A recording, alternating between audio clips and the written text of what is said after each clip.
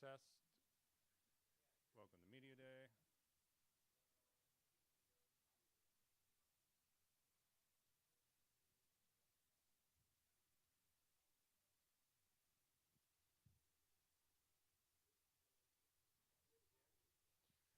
Check, check, check, check. Check, check, check, check.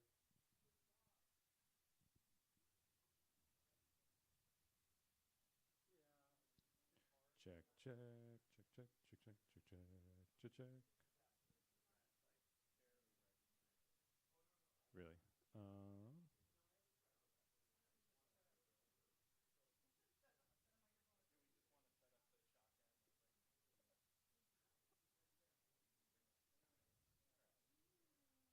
I mean,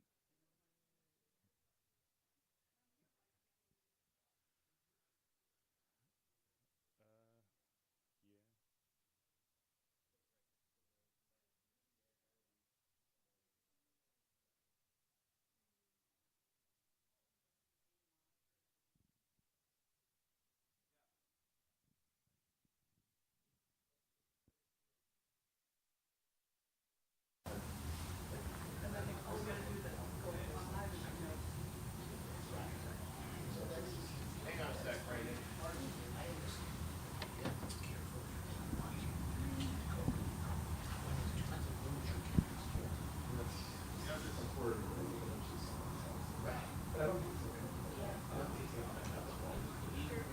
Check, check. Holy moly, that's like glaring. I switched it to mic and it definitely brought up the level. But now Yeah, I mean, cutting out it's gonna like clip. Yeah. If you don't like stand, maybe we'll just set a shotgun at it. We're live then. Audio is always tricky. Audio is the worst. Well, no, I'm watching it. Oh. You hear At you the talking. tape. Yeah, Oh, it's probably it's gonna be tricky. about Alright. 10-second Alright. latency. Yeah. Okay, I'm That's sending a you. long day. Yeah. So I'm just gonna do the microphone, Sarah. Thank you. Yeah, I would do that, but do your best. I just don't wanna risk.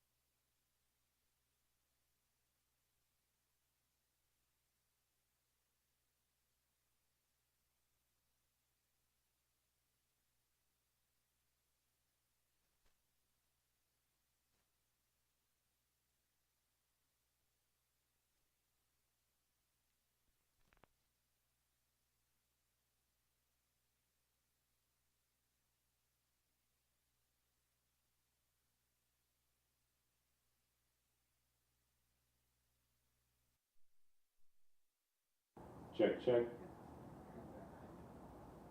Yeah. Yeah, it's working now. Okay. Okay. All right. So I gotta figure out where to put the microphone now. I got a stand. I just need to go grab it. Down in the closet. Grace will go get it. He's our little runner. PA? Is it a PA? Just put it right here. Because people are. I'll just go grab it. Nick, can I just show you how to turn this off when you're done? Yes, please. I mean, I guess you could just shut down the camera, but But no, I need to. what you do is you go to menu. Okay, so You it's go already down live to- right now. Right, you go down to system, and then you go down to, the network's on right now, we'll say that. You go to settings, System settings. and then you go live streaming, and then live streaming, just go to off. Okay. If not, I mean, But right now it should be. Oh, I wonder if right now, Donald as long as is it coming. says red What's light. that? I wonder if Donald is coming. Oh, yeah, do the ADs usually come? I mean, this is sending from here to that Hey, did router, the and ADs we're usually come with an or is it just the coaches and the players? It's fine. There's a card. You heard her say it's fine. There's a 64 gig card in there if you want to record. All right, but I'm taking my laptop. Is the card formatted? Yes, I formatted it. Okay. Well, once it goes up on YouTube and then we go off, It it becomes, puts it on YouTube. it becomes a permanent. Yeah, that's the other magic of YouTube.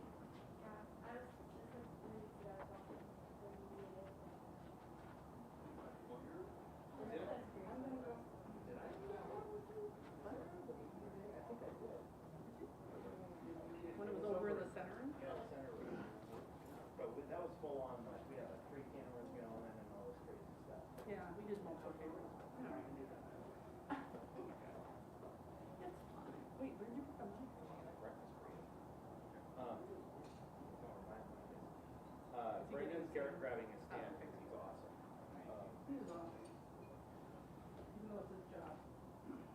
I know, but still. Evil.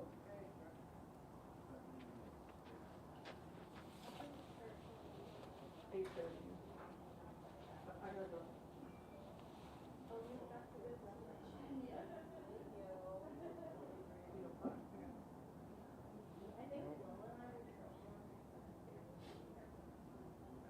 guys can do whatever you want. I don't care. I'll email the teacher and let you guys know early. Oh yeah, you gotta finish that. That one has to finish it. I'll talk to him Thursday.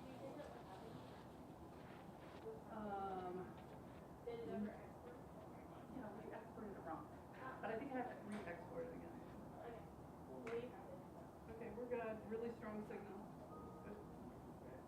Yeah, we just have to get that microphone up and we're good to It go. says, the current video is interlaced, but interlaced it is not supported. But you're seeing a picture, right? And it looks fine. Alright. And it says it's a strong signal. So I don't know what they're talking about. You know what I mean? Be Gucci. It's just so dumb. Why would they do that?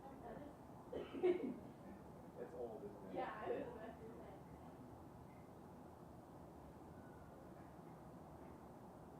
Yeah, it says it's live. Where do I see? Oh, stream it on here. I'll just monitor it. It says it's good. So what's the equivalent of We Gucci?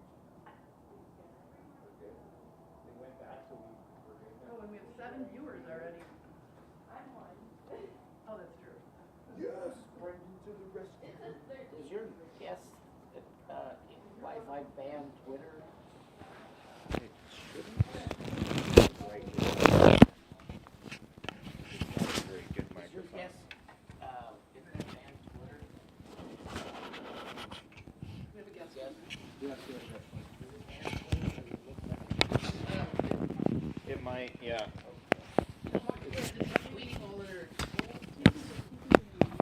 They don't.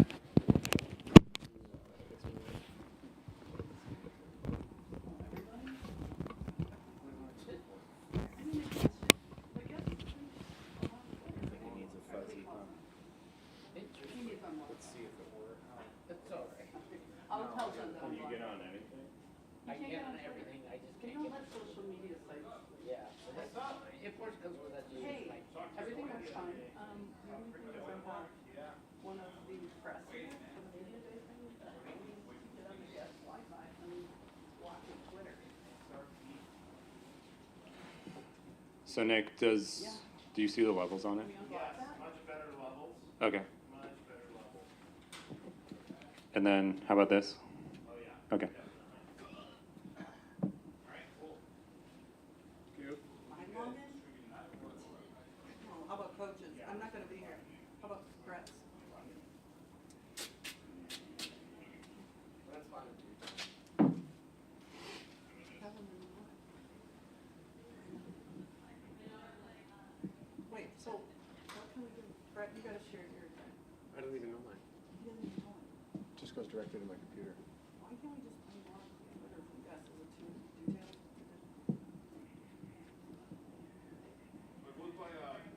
I'll give you my, I'll give that router one. I have a router there, I'm gonna share it with people. Okay? I mean, they have to be able to get on Twitter. They're here for it. Yes, they do. Okay, sounds good. Thank you. All right, I'll just share this with you. Sarah, I had originally, since it was in the cages originally, Yeah. I had Reagan create, Okay, so it's that router right there. And can you text it to me? I will forward you the photo of it. Okay. Which, network shall I use? So you're gonna get on the Netgear 15, 5G? not the 5G device. Check, check, check, check. Welcome to Media Day. Smiling table 172. All lowercase, smiling table 172. Oh yeah, you're good.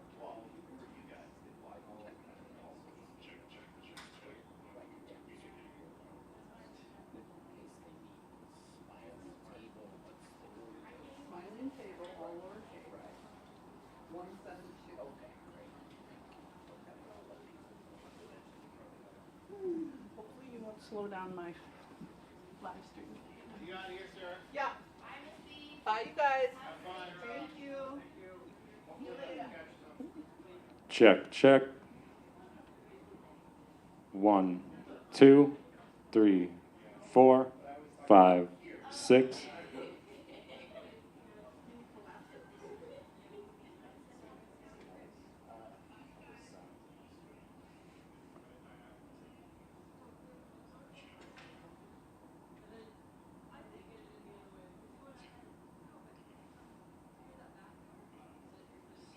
That sounds good.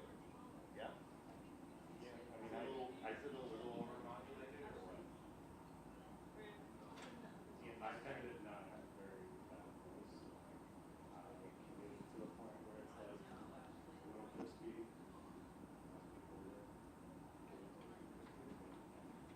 I mean, I could switch it to manual and just dial in the,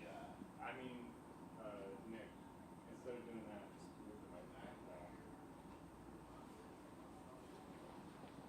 so move it back one row of chairs. Yeah, like if somebody's monitoring the stream and There we go. the audio starts like being a little crispy, you can just move it back. Plus, you'll get more of the room, and it's not going to sound like claustrophobic. Okay. Yeah, that should be good.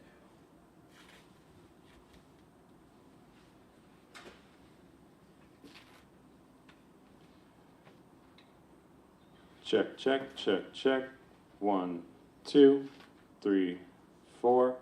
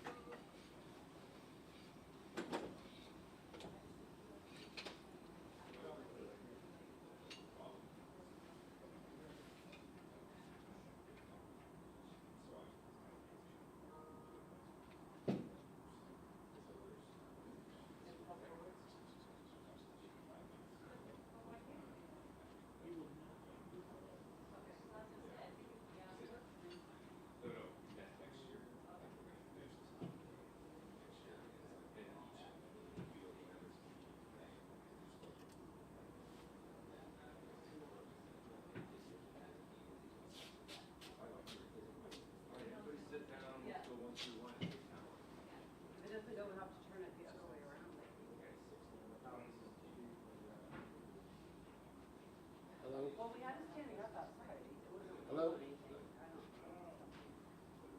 Your phone isn't working?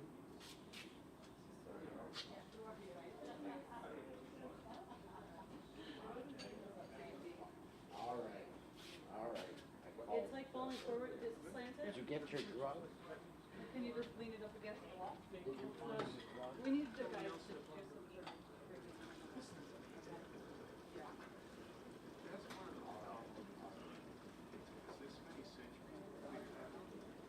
I'm down to the last. Yeah, I don't know.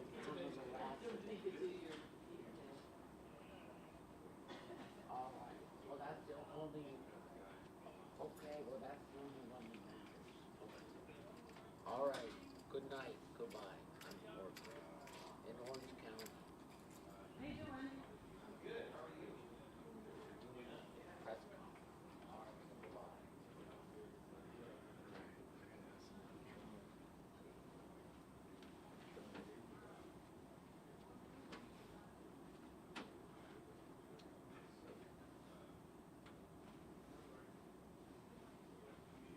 Thank you. This is my media day.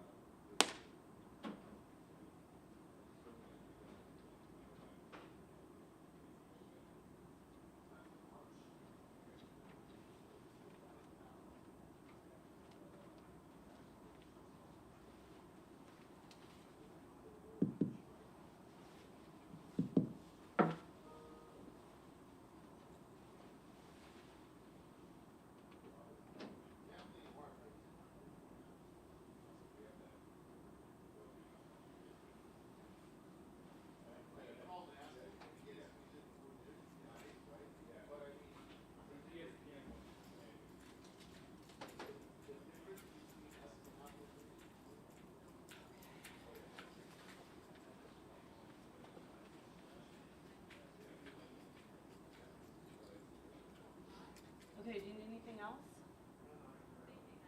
Do you need me to edit anything? You good?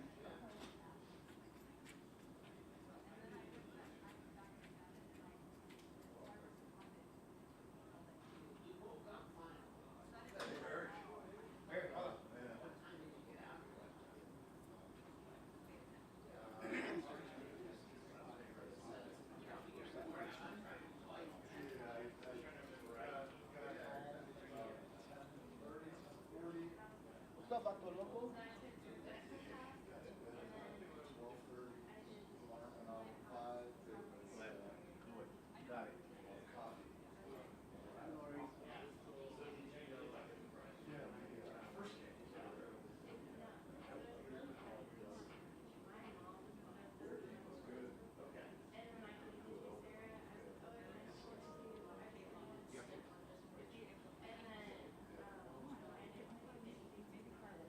Can you just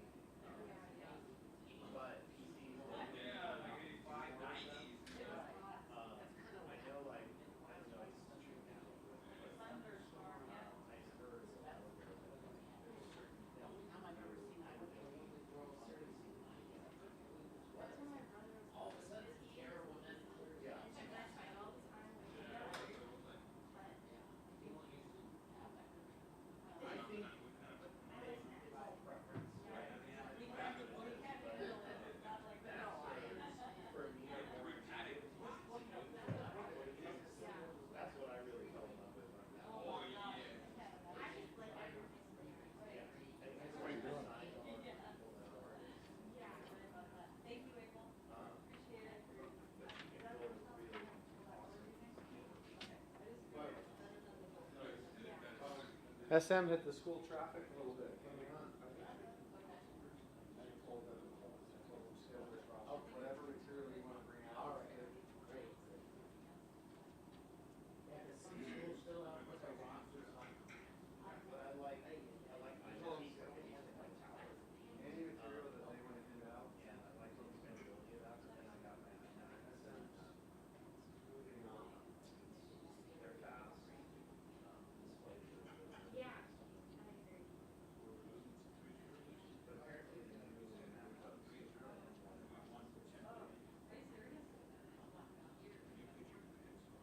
I just never jump on them.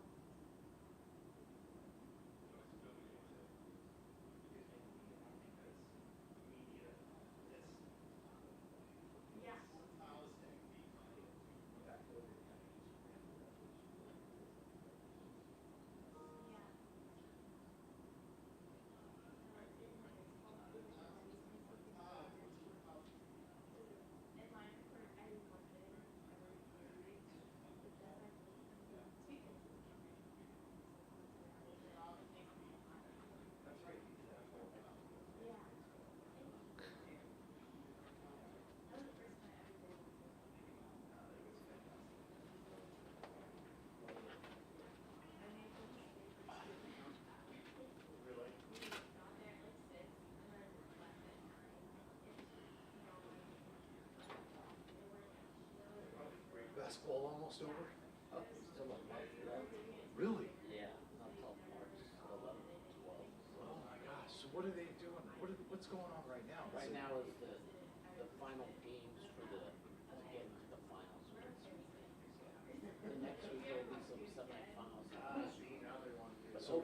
just, is it Southern section games right now? Yeah. So they're not even into the regional and the state stuff No, yet? the city, next week is the city championships. Next weekend is all the championships. Then they start the regionals, then the state, so it's and never ending. Same team, so it's kind of boring. Oh, I bet. Same team, Sierra Canyon, Centennial, so. Sierra Canyon and who else, Centennial? Yeah. The problem is all the championships are at home sites, so they're not at one site. Oh, really? So yeah, with all the papers cutting back, you know, it's bad for the schools because you can't cover every game. Oh. That's the problem. All over the place. Why do they do that? Is it Because COVID the stuff or? COVID's still Okay. COVID related, especially LA County was doing stuff. Hopefully one more month. will be fine. Seems like we've been saying that forever. Exactly. I shouldn't say it because I'm sure this time next year we'll have the same. Well, right, exactly. Every winter, I think we're gonna be that way. Oh, my gosh.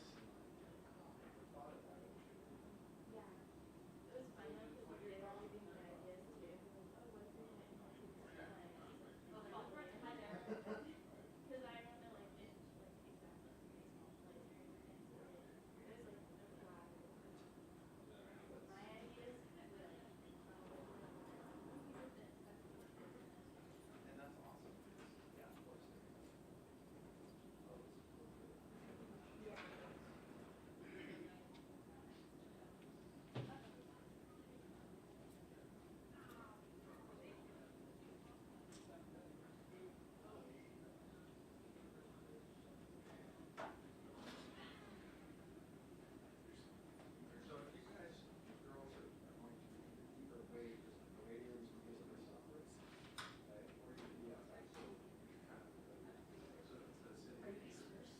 Yeah. Well, they'll go first. You guys can go ahead and sit down. Okay. Good luck, guys. You're going next.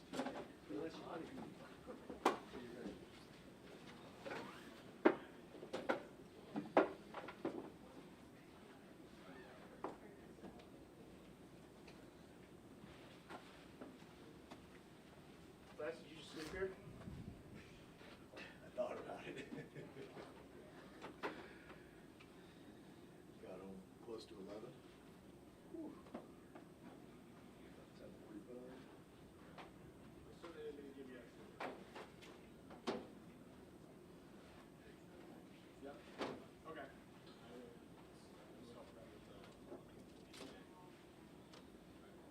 Media day. Ready to help. We're gonna miss. Brett, do we have a link for the stream? Yes. Oh, let me send it to you right now. You want the Wi-Fi too? That'd be great. Yeah, I'll get started. Let me send it to you right now. Hey Chris, Eric sophomore. I can see it. Is your stuff on, your rosters on Max Price? It should be, because it should automatically populate when we put it into home campus. Right. If not, I think when I emailed you, I sent the. Right. Okay. Sounds good. Vanessa, I just sent you the link. Thanks. And then the Wi-Fi is Netgear 15. It should pop up. Back on Game Changer. The team manager on the green Green one. 15, yep. The new And one. then the password is Smiling Table 172. Smiling. Smiling Table 172. You might not want to announce that we're. Oh, sorry. Are we live? Okay, sorry. Okay. Should have sent it to him. Probably like one person watching. Otherwise, I just tweeted it out, so. your person may not like you after. Sorry, Sarah. Sorry, Sarah. Okay, so microphone is for you guys? Okay. All right, I'll get started. I know we have, Connor's gonna be running a little bit late, from a media perspective. So kind of give you guys a rundown how today's gonna go. Obviously, welcome to Trinity League Baseball Softball Media Day. I'm Brett Kay, Assistant AD of Communications, as well as the head baseball coach at JSerra Catholic, and will MC today's event. Today we welcome 11 programs from the Trinity League. Head coaches will introduce themselves and give a brief introduction into their team and their program. Each player will then introduce themselves as well, and then we will open up to the media for questions. The idea is to have each player answer a question in the 15-minute time allotted. I want to thank the media members that are currently here and taking part in this event for softball and baseball of the Trinity League. Thank you to all the hands that helped create today. Sarah Breckbill, Nick Davies, Brennan Lank, Gracie Puglisi, Deb Blythe, Lori Colwell, and our maintenance staff led by Carlos Garcia. First up, we have Santa Margarita Baseball and head coach Chris Malik. Coach Malik? Thank you everybody for being here today and tuning in. We're excited to be here representing the Santa Margarita school community. My name is Chris Malik. This is my 5th year as the head coach at Santa Margarita High School. I'm an alum of Santa Margarita, graduated in '01. I'm excited to share a little bit about the players that are up here today, but also our team as a whole. We're excited about this year's team. We have 15 total players returning from last year's team. 13 of those guys have committed to continue their academic and athletic careers at the next level, the four-year level. It's an extremely talented group. We're excited about what they can do. We haven't started yet like many of the other teams, but we have our first game on Monday against GAR, and we've been prepping, getting ready to play. I'm excited to introduce some of our student athletes to represent our program. A few of our guys that were players for us last year as well. To my right is Blake Wilson. Blake Wilson's a shortstop pitcher for us. He'll be playing a lot of short, doing some pitching. He's also the safety on the football team, first team All-Trinity League football. He also was All-State as a football player as well. So a very versatile athlete going to the University of Washington. To my left, we have Drew Rutter as a first team All-League Trinity League outfielder for us last year. Hit in a number of different spots, but primarily leadoff and in the 2-hole for us. This year he'll play center field for us. He's going to continue his athletic and academic career at San Diego State. And to my far left is Jack Swinth. Jack was our #1 pitcher last year. He started and threw a gem of a game, pitched into the 8th inning in a shutout against Huntington Beach. He's going to continue his athletic and academic career at Stanford University, an area code participant. But I'm excited to let these guys introduce themselves. Ultimately, this avenue and this platform is for these student athletes to grow in a lot of different ways. And I thank you for JSerra for hosting this great event and a good opportunity for our kids to grow in a lot of different ways. My name is Blake Wilson. I'm a junior. I play shortstop, and I'm committed to the University of Washington. So one thing I'm looking forward to this year is getting to play with all the guys. We have a great group of guys, amazing coaching staff, and I'm looking forward to see how far we can make it this year. My name is Drew Rutter. I'm a junior. I play center field. I'm committed to SDSU. One thing I'm looking forward to this year is just meshing with the team. I think we have a good loaded team chemistry. And I'm excited to see what we can do this year. I'm Jack Swinth, 2023 right-handed pitcher, committed to Stanford University. One thing I'm looking forward to this year is the competitiveness of the Trinity League and all the other schools that we play.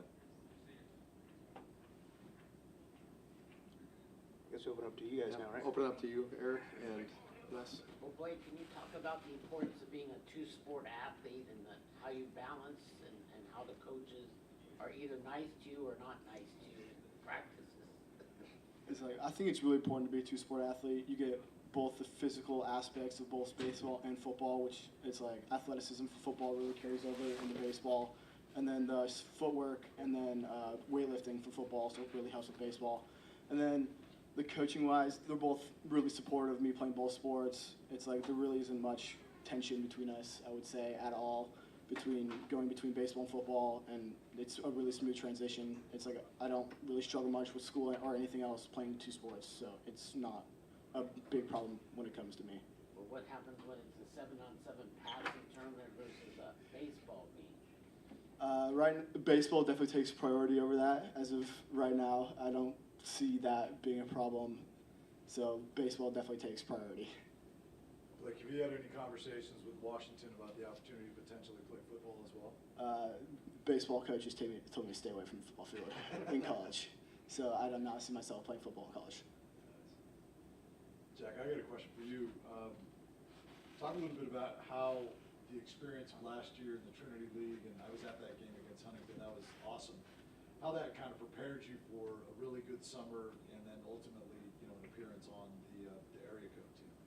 Yeah, I mean, the Huntington game was just like any other playing JSerra.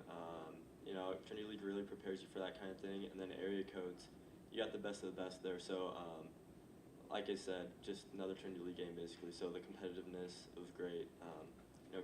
Coach Malik prepared us really well, so I felt I was prepared for all of it. I just got here, I'm sorry I'm late. Would you mind, and I apologize if you've already run through it, just going through the strengths of this team and the weaknesses, what you guys think you're doing well going into the year, and what you want to work on? One thing about the thing that sticks out to me, the word versatility with this team. We have a lot of really great athletes. They can do a number of different things and play a number of different positions in a number of different combinations. But we can put a lot of different, we feel like we have 4 guys that can play shortstop and to move them around to second, third, short, first, even into the outfield as well. And then the outfield is very interchangeable. Guys move pretty well. So the versatility thing is something that really sticks out to me. And then our pitching staff, they cut their teeth last year in the Trinity League. And we've pretty much got all but one of those guys back from last year. They're a lot stronger. They've worked really hard in the weight room. Their bodies have changed significantly. And I'm excited to see, all of them, including Jack, Sammy Coe, Matthew Porches, Tanner Wardy, Colin Clark. They're all a little bit stronger, a little bit sharper than they were last year. And that's a testament to the work that they've really put in to what they do. But just the versatility. We've got a lot of depth. We've got a couple of outstanding catchers in Luke Lavin and Blake Balls that that are going to go to UCLA and Stanford, and it's a unique ball club in that just they have a great deal of depth. The chemistry is really starting to come together, and I'm excited to watch them be able to do their thing and fight through the Trinity League. Thank you. Jack, what's your GPA? Last quarter I had a 4.6. So that's how you got into But they haven't accepted you yet. No. Right. Okay. You have to maintain that, right? I have to maintain a 3.7 unweighted. Okay. So you're way above that, right? Okay. Okay. 4.6. Is he the highest on your team? I believe he's number 2. Oh, who's number 1? We have a left-handed pitcher named Aiden Akesian that has got him by, I don't know what the cumulative, but he's usually hovering around that 4.8 mark. What do you think about that? About Akesian? Being number 2 on the team in GPA. I mean, obviously I don't like being number 2, but he's a smart kid, so. Thank you. Drew, a question for you. After seeing you last year, it looks like, just from looking at you now, that you obviously you put on some strength and some mass, and Coach Malik talked about that. Talk about the importance of the weight room for you personally, and kind of leading you to where you want to be when you ultimately get to San Diego State. Personally, I feel like I still have a lot of work to do in the weight room. I mean, complacency is something that just can't happen. I feel like I still need to put on mass and fill out my frame a little. I think from last year, I've definitely gotten a lot stronger, just with our workouts at school and summer workouts and just stuff like that. But yeah, I think at San Diego State, I know weightlifting is a really big thing. I think our program at school is preparing me for that. Nice question for any of the 3 of you guys that want to tackle it is, I mean, you all obviously played high-level baseball during the summer against some really quality teams. Jack, area code, we described that a little bit. How does the Trinity League prepare you guys for what you face in the summer? Whoever wants to answer that. I mean, it's one of the best baseball leagues in the nation. I think the Trinity League environment, like every single game, I mean, there's never like a game that isn't competitive. Especially like those night games here. I mean, our home games. I think the competitiveness really prepares us for high competition during the summer. I mean, for me, facing all the hitters, you got a number of guys going to UCLA, Arkansas, that kind of thing. So once you get out into summer, it's not really that much different. You always got to compete and bring your best. It's like during the summer, it's like, and then especially in Trinity League, we're facing really high caliber pitching. So it's like we have a bunch of committed pitchers. So seeing that high level pitching in Trinity League and in the summer is really a big aspect of it as well. Blake, let me just ask you about playing Trinity League football. How does that prepare you for baseball? You're playing modern day, you're playing Bosco. It's a little crazy out there. And Yeah, then it's like silence in baseball. Yeah, Trinity League is definitely the top league in the nation for football. So it's like really high caliber athletes, and so having to prepare it really gives you a good lead into baseball. It's like footwork, speed, training, weight wise, like the mental part of football as well. You have to be extremely mentally tough to get through the whole 10 games. So it's like that really has helped me with baseball as well. So when it's a 3-2 count and everybody's screaming in baseball, it's like nothing compared to football, right? Yeah, football has the energy of football and like the high level, the important situations has definitely helped me with baseball. Thank you. Chris, for you, you talked about your roster pretty junior laden and with a lot of experience. I mean, that's got to get you pretty excited, not only for this year, but for next year. So I mean, obviously you want to compete for league championships, CIF, all of that good stuff, but what are your expectations for this team this year, and how good do you think you guys can be? You know, you kind of really look at, you know, what they've kind of gone throughout the course of the fall, what we try to test them with and prepare them with and get ready for the season. Certainly we have a number of juniors that are pretty talented, but I wouldn't discount, you know, our senior group. They've competed, they've played hard. You know, from my standpoint, you know, these young men, the first class that I've got had a chance to be with for 4 years, and so you know they've got a special tie, you know, to us as a coaching staff. But you know, for our expectations, we want to go out and compete for a Trinity League title. It's something that we haven't, you know, necessarily reached that barometer yet as a program. We've been fortunate to win a CIF title, but we want to continue to push that bar and find out how good we can be. And we talk a lot about, you know, just the mental toughness that you have to be able to go through on a daily basis. And they're showing a lot of toughness. They're showing a lot of resiliency. They're showing, you know, a lot of chemistry. And we're excited about this ball club. And we think we have the ability to compete and compete on the field with anybody that's in the other dugout. And it's a testament to all of our classes in our program. They work hard, and you know, I believe we're building a great culture, and we're excited to see what they can do starting on Monday. And last question for you, Chris. You know, obviously all three of these guys talked about Trinity League being the best league in America, and I mean, you go around the country and you talk to guys, and Trinity League is a known league, right? In your opinion, as a head coach in this league, what is it that separates this league from other leagues in the country and, you know, puts it at the top? I think the first thing that stood out, and this has happened before my time, is going to a 3-game series. I think that was the first thing that really started to, you know, create almost a college kind of a feel to what the league is about. And I think that's a credit to, you know, the coaches here in the league that has discussed, hey, this could be a great format. And I think that format has really succeeded. You know, more than half of our schedule is Trinity League games. You know, this year we're allotted 28 games, with 15 of them are league opponents, but playing that series, you find out, you know, a little bit of what college baseball is like, having to go Friday, Saturday, Sunday, and try to win a series. And so that's kind of, you know, the first start to it. You know, it's the, you know, you look every night, you're going to see a guy that's going to pitch at the Division I level, you know, when you're going to have to go compete, so you can't take a day off. And learning to be able to put value into every at-bat. You know, I'm fortunate of playing professional baseball, and, you know, you get 500 at-bats a year, it's easy to take one off, and it's finding a way, hey, I have to learn to be ready to go every single day and put on my best, because, you know, the guy standing 60 feet, 6 inches away from me, you know, or them, is going to be really good, and he's going to be hungry to win, and he's going to be competitive. But, you know, across the board, you know, all 6 teams throughout the league, they are talented. They're ready to compete. They're ready to just ultimately get after it. And that's the exciting part about playing in this league, and you got to be ready to go every single day.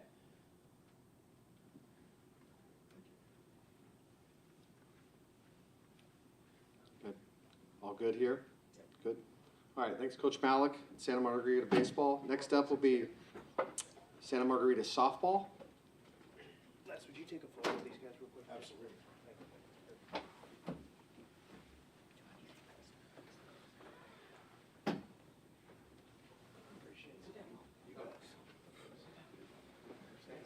What's that?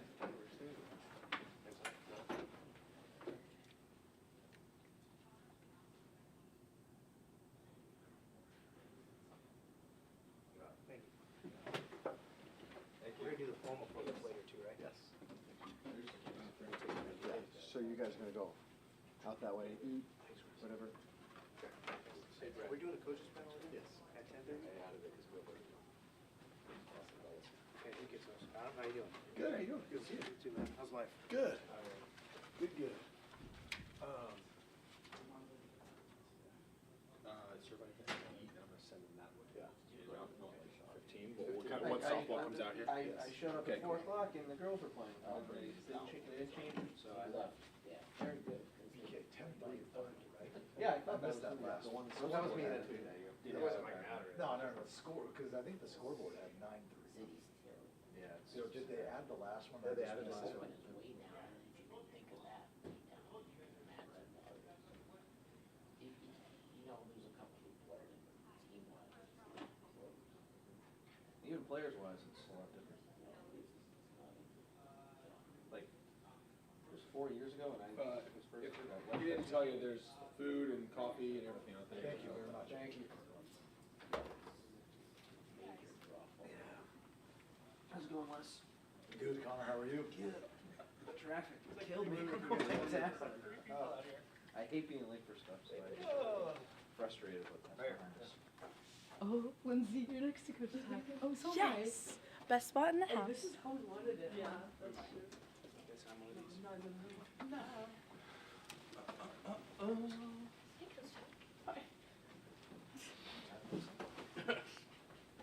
We haven't been together for the last.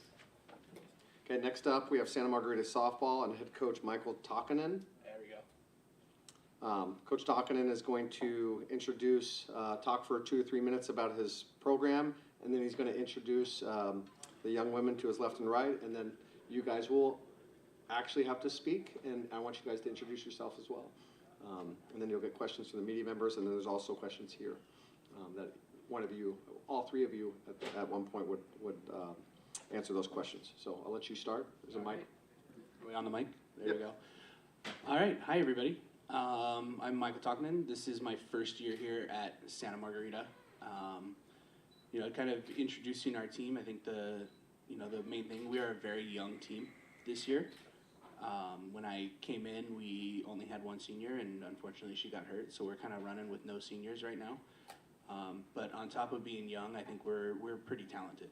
We're a pretty talented team. We're going to rely on our junior class, which all these ladies up here with me, they're all juniors. And we have some underclassmen that are going to play some key roles, especially in the circle and a couple in the outfield here. But we're a young team. We're going to grow through this year. We're working through some things, but overall, I think our chemistry has come together pretty quickly for not having played together as much as some of the other teams have. So we're excited to get going and get moving forward with the season. Could you introduce or talk about each one, what their strengths or if they're going to schools anywhere? Yeah, so right here on my right, this is Lindsay Strouch. She's one of our pitchers. Did I say her last name right? Close enough. She is one of our pitchers right now. Her strengths, I think her attitude in the circle. You can't really ever tell what's going on. She just steps up and she's thrown a couple really good games for us so far this year. Right here to my left, this is Madison Rosenbaum. She's one of our starting outfielders. And with her, really proud of the way she's kind of embraced the other young outfielders we've had. She's taken them under her wing and she's getting them ready to play at the level that we need to play at. And then all the way down here on the left is Carissa Rice. She's our third baseman. She's one of the more vocal leaders we have on our team. She's a bat that I trust in our lineup. She's kind of hit towards the top, a little bit in the middle, but she's a vocal leader, and she kind of rallies us together when we're out there on the field. They're all juniors, so we're still in the middle of our recruiting process. We haven't committed anywhere yet, but most of them have talked to quite a few schools, so it's an exciting time for them. What's it like not really having many seniors or any seniors right now for the players? Maybe have to be seniors as juniors. It's definitely been different. You know, we were underclassmen last year, so we really had to step it up. But honestly, I love it. I love meeting all the new younger girls and just being able to grow with them. And, you know, we're a 2-year team, so we get to grow for next year too. So I'm just really excited about that. Where did that perspective of 2-year team come from? Is that something you talked about, or is that something you girls have kind of built up to? Because that's a pretty unique perspective. Coach Tack really put that, instilled that in us this year. So he told us that we're going to be the leaders for this year and next year. And we're going to grow together both years, this year and next year. And we're going to become the best team we can be by next year. But this year we're trying to instill our culture and community and become a closer team.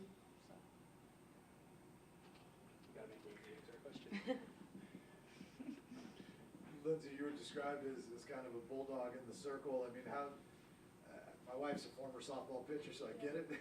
I'm curious, where does that mentality come from? I mean, is it something that you've always been like that, or is it just one day it kind of clicked for you? I just think it's important to have like confidence in the circle because you're kind of the center of attention. So whatever you do is gonna like piggyback off to the rest of the team. So I think it's important to like stay positive, keep a good mindset so that everyone else around you feels confident and comfortable with our game. And what's the story behind your first name? Oh, mine's my last name. I mean, my first name's spelled like weird. It's S-E-A. I'm Hawaiian, like, so my parents wanted to incorporate that into my name, I guess. The Hawaiian background. Yeah. So everybody can misspell it. Yeah, and missay it. So college softball seems to be booming, right? On TV, you see it everywhere. It's getting a lot more publicity. It's got to be exciting for you girls and for you as a coach. Talk a little bit about that, you know, kind of the state of the game and where it's going. I think, you know, as a coach, it's great. We get to see an example of that elite level talent. And for a long time, you know, you had to get out to a game to go see it. But now I think, you know, we've got UCLA, Florida State, Saturday night, primetime on ESPN. You know, that for future generations of players, that's huge. You know, that representation that we talk about with a lot of other things, we're finally getting to see that with our sport. And I think that's really important as the game keeps growing because it's exploding, you know, around the nation. So to get to see that all the time on TV is huge. I think it's great. I love watching college softball. I watch it pretty much every single day, old games, new games, live games. I just love watching the older girls. They just compete, they play hard, they love the game. It's incredible to watch. It's great watching them and learning from them too. I look up to those girls because I played with some of them, Angie Ellen, JC Cruzy. They're great athletes and they talk on the field a lot and they help me become the leader that I am today. And I think we can learn a lot from the girls that are playing in college right now. Madison, your assistant coach? No, she's just a good talker. Thank you. Michael, what's your background? What were you doing before becoming coach? Before I Like last few years. Use the mic, please. Oh, sorry. So the last 2 years I was at Troy High School, and before that I was at Fullerton for about a decade. You know, I came into the softball world. My dad was the head coach at Fullerton, so I came in as his assistant, and then when he unfortunately passed away, I took over as the head coach at Fullerton. So I was head coach there for 4 or 5 years, and then went over to Troy for 2 years, and now I'm here at Santa Margarita. Any other questions for them? No. All right, thank you, Santa Margarita softball and head coach Michael Takinen. Up next will be Servite baseball. Thank you. Thank you.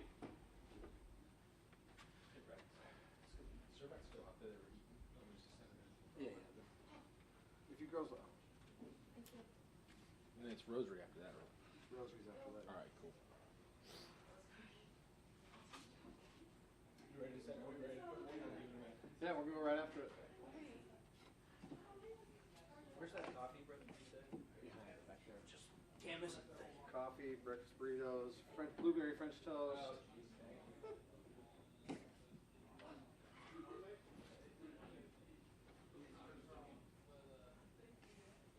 talk on Servite. On JSerra. Who? Horn. Owen might be pretty good too. Tristan's a model, so he's actually on like Taco Bell commercials, like for Super Bowls and stuff like that. I think you should have your 18 pictures to have a picture. Yeah, that'd be nice. Hi, Eric. Hey, thank you. Of course. Here you go. Thank you. Oh, Grab a burrito. Right up. Good morning. You're going right up. Good, how are you doing? You guys, every day, you guys are all good. I know, right? Bright and early. Have you guys- Especially to get out here. Yeah, no. Today, So that one tomorrow's against Villa open day. Park was just a scrimmage.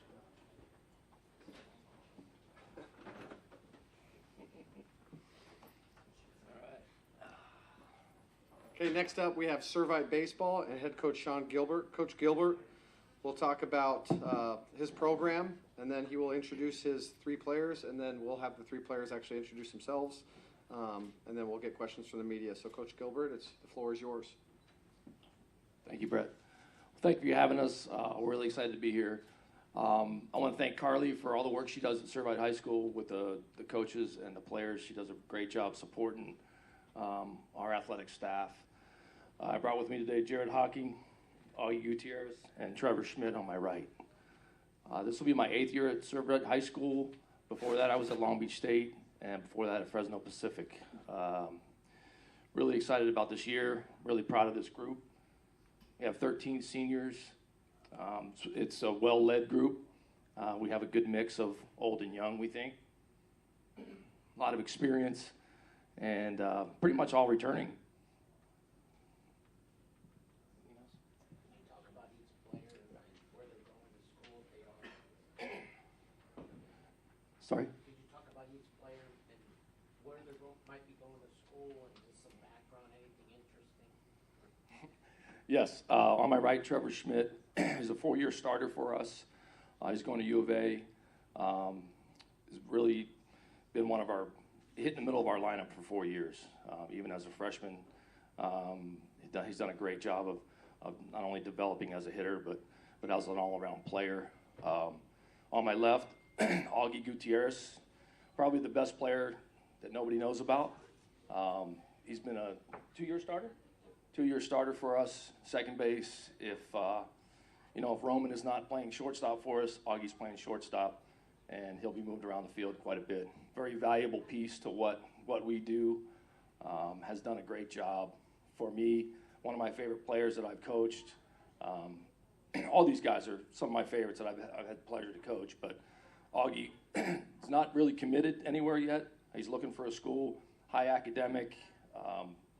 He has some interest from UCI right now, but really one of the best players that nobody has committed yet. And I'm fairly certain that he'll have something by the end of the year. Jared Hocking, Jared's a 3-year starter for us. Was really one of our better players in 2020 before we got shut down. Has done a great job of developing as an overall player for us. He'll probably lead off for us most days. Really hurt last year when he went down. He got a hamstring injury. Was a big factor in our lineup, and not only in our lineup but also on defense. And it really hurt us last year when he went down. So huge group that we're really have high expectations for this year. They came in as freshmen, and just a very talented group of freshmen 4 years ago, and they've done a nice job steadily getting better and just being really good players and really good people in the program. You have your pictures, 1, 2, 3, top 3 pitchers, that's still to be determined at this point. As you well, some of the same names are there, as you know. Chris Grotus, Makai Negretti, and Xavier Cardenas at this point. Those 3 will probably start. The season starts tomorrow for us, so Makai is going to go first. He's probably, right now, the most consistent guy we've had in the last 2 years. Just does a really phenomenal, he's going to USD, does a phenomenal job working in the strike zone and competing for us. And he'll also play some first base for us in DH. Grotus is coming off a knee injury. He's still trying to get back to 100%. I don't believe he's 100% yet, even though he tells me he's 100%. But I think he's working his way back. And X has done a great job. Cardenas has done a great job of taking care of the baseball as far as getting it in the strike zone, competing in the strike zone, and he's done a really good job with his breaking ball as well. I'm really proud of my coaching staff. Coach Page does a great job with the pitchers. Dave Lappin and Scott Stroud, they do a phenomenal job for me. And like I always say, I'm really not needed there. Those guys take care of everything. I just watch. So, no, they just do a great job. We have a good group of coaches that are involved every day and want to be in it every day and want the best for the kids every day. So it's really it's a great place and a great staff to work for. Are expectations maybe higher this year than they've been in the past few years with such a senior-heavy group? I think always, yeah. When you have a senior-heavy group that's kind of been, like I tell these guys every day, we're social media famous, but that really doesn't matter. What matters is between the lines. But yes, I would say the expectations for me are probably higher than these guys understand. We try to get that across every day. But yes, being here for 4 years, being 13 seniors heavy, guys returning from last year, pretty much the same group, missing a couple pieces. But yes, for me, I think the expectations is and these guys have the expectations for themselves as well. So, and that's a good thing. But yeah, they think that they're good, and social media says we are. So I don't really know. We got a lot to be determined on the field, and we'll see how it goes. But yes, as far as expectations, there's one thing to play well without expectations. It's another thing to play well with expectations. And I think there's a lot of expectations on this group, and I think they have the capacity to handle it.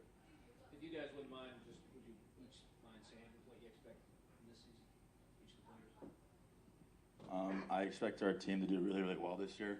We have a really, really competitive lineup, in my opinion, and our pitching staff has the ability to really, really compete and strike a lot of guys out. So I think we should be one of the better teams in the league this year, and I have really, really high expectations for us.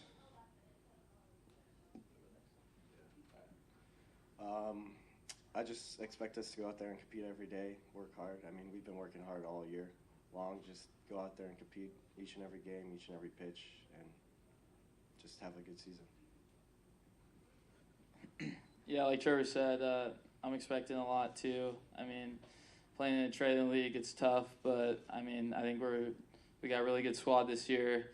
I feel like we're way too good to settle for third place again. So I think we're going to do a really good job of competing this year, and I'm looking forward to it. Thank you.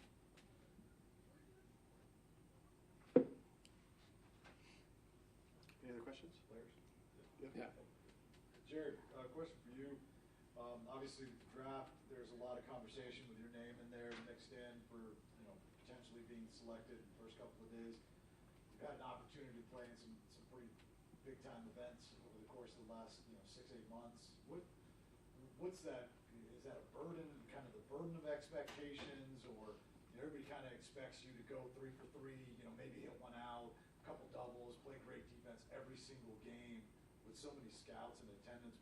What's that like? Do you feel pressure with that, or do you embrace that, or talk a little bit about that? Yeah, so I don't really. It takes a lot to get me nervous, but it doesn't bother me. I kind of just go out there and play. Just try to compete to the best of my ability and not let the pressure get to me. But, it's been really fun playing this fall. It's really cool to play in front of scouts. So it's been fun, but I try not to let it get to me. It doesn't get to me, and I just go out there and play. And for you, Augie and Trevor, do you guys see that as an opportunity when come to a ball game and there's 25 scouts there to see X and Jared, and I mean, personally, I would think that's a huge opportunity, right, to show these guys, hey, I got an ability to play the game too. How do you guys view that? Well, I just take it like I gotta prove myself, just work hard, show the team what I could do, show them what I could do, and maybe it'll all work out. We'll see what happens. I'd say to view it as an opportunity, but I just take it more, just play well, and it'll all work itself out. If I can play the best of my ability, then good things will happen. Yeah, it's a huge opportunity for the guys that are not necessarily have a potential to get drafted this year, per se. I think for Augie, it's a huge opportunity because, less people talk in Southern California, coaches talk, and, hey, I saw a really good second baseman at Servite. What's his name? Do you guys need an infielder? Stuff like that. So it's a huge opportunity for Augie, and he's done a nice job of playing his best when people are there. He's done a really good job with that. And the thing about Jared that's really good is he plays his best when the stakes are the highest, really. Great center fielder, does a great job on defense, but he does his best at the plate when the stakes are the highest. And Trevor's done a nice job as far as opening eyes, as far as like scouts asking me, hey, who's this number 21? Every time I see him, he squares up balls. And I'm like, yeah, Trevor Schmidt, he's going to U of A, of course, yeah. There's a reason why he's hitting in the middle of our lineup. I mean, So yeah, I think it's a huge opportunity, just because of the network of scouts in Southern California and the coaches, and everybody's tied in with coaches, and they talk to coaches and they talk to scouts, and they the word gets around really fast of who's good and who needs an infielder, who needs an outfielder, or left-handed power bat, or something like that. So yeah, I think it's a huge opportunity for these guys.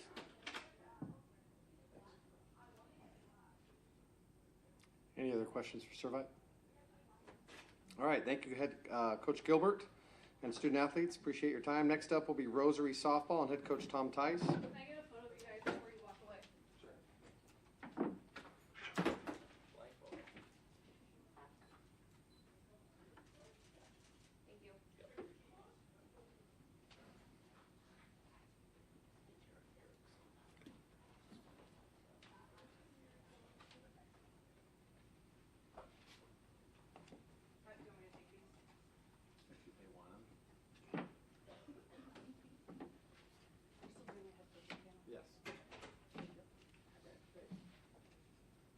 Blueberry French toast up there.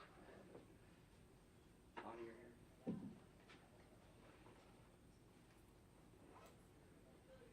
Is that a special request from somebody? No, I felt good about it when I ordered it.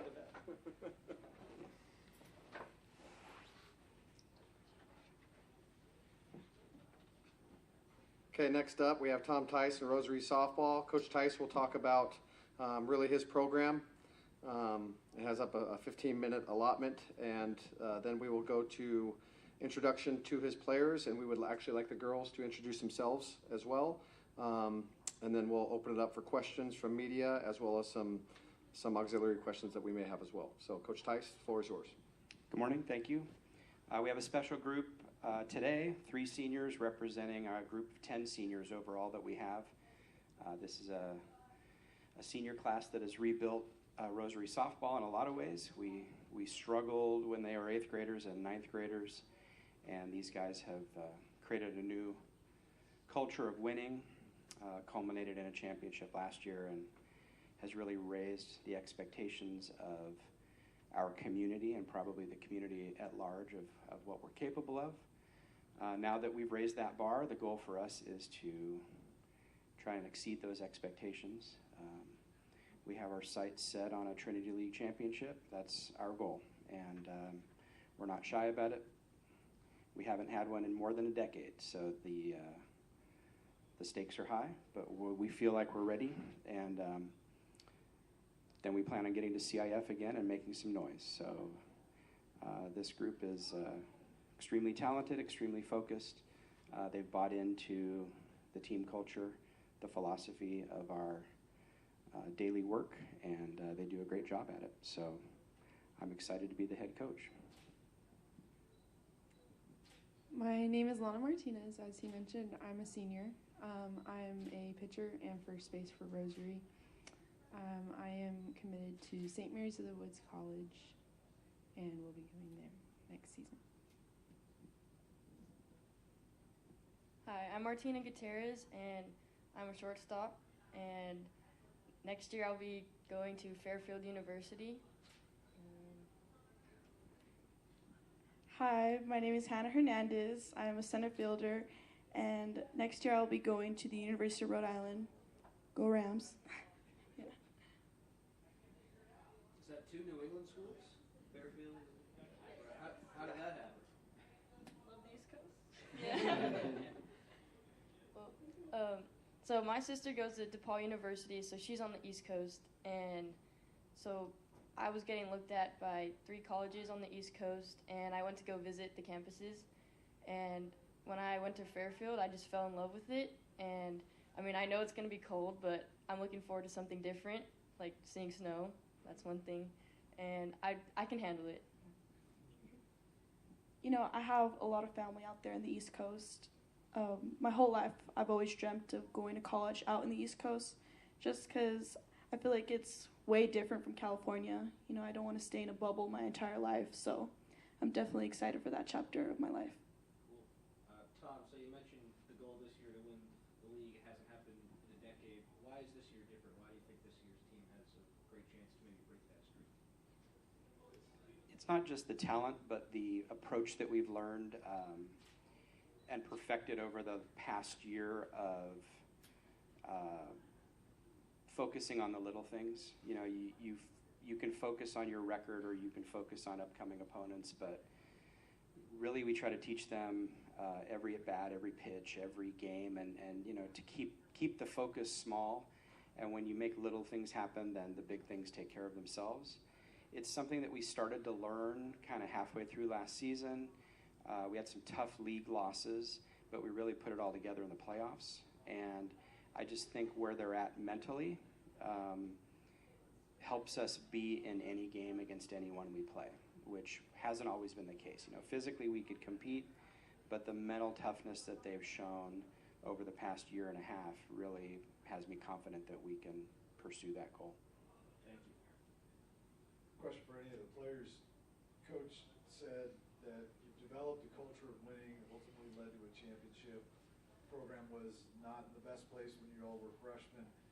As a player, what does that do for you when you hear your head coach say something like that? I mean, it's got to instill some confidence in you, I'd imagine, and obviously that led to a championship last year. But, I mean, for you guys personally, and I'd love to hear each one of you answer this, I mean, for you personally, what does that do for you knowing that your head coach feels that way about you guys? I mean, obviously on the field, but I'm presuming off the field as well. Personally, it makes me feel really good. It makes us feel like we're doing something right and wants us to keep doing better and keep getting and growing and trusting the process, and personally, I want to be able to instill that same program, that same drive we had last year into our lower classmen, because I know that they're going to be able to carry that on once we're gone. And they've soaked up every inch of information, everything we've given them, and done a great job. Even in the short time they've been with us, they've grown a lot. So I'm really excited for this season and more to come.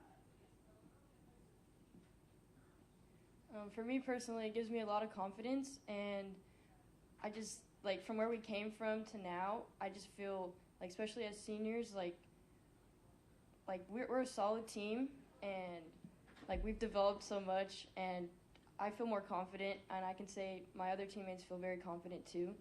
And obviously it puts some pressure on, but I feel like for us, we've had pressure our whole life, so the pressure, we do good under pressure. Yeah, just to like piggyback on what both of them said, exactly. They, you know, me and Lana being transferred sophomore year, it really did make an impact in our lives. You know, like going in, like we were very excited for this like upcoming season and everything like that, but just the way our whole team bonded and the way we not only played for our team, but we played as if we were a whole family, really did change the way we proceeded with this season and everything like that. So I'm very happy the way we came out to play because, you know, like what Martina said and like what Lana said, we do really well under pressure because not only does our school teach us how to be well with that, but it also our mentors and our coaches really do well with teaching us how to get through that stuff. So yeah. Lana, you talked about kind of the leadership role you take with the underclassmen. I mean, that's pretty important for the development of any program. What sorts of things are you doing, or any of you seniors doing, to make sure that that culture of winning is carried on when you lead? So one of our biggest things is accountability. We hold a lot of people accountable. We do take into consideration that they are younger, so there's going to be parts of them that are still developing, and we take that into consideration a lot.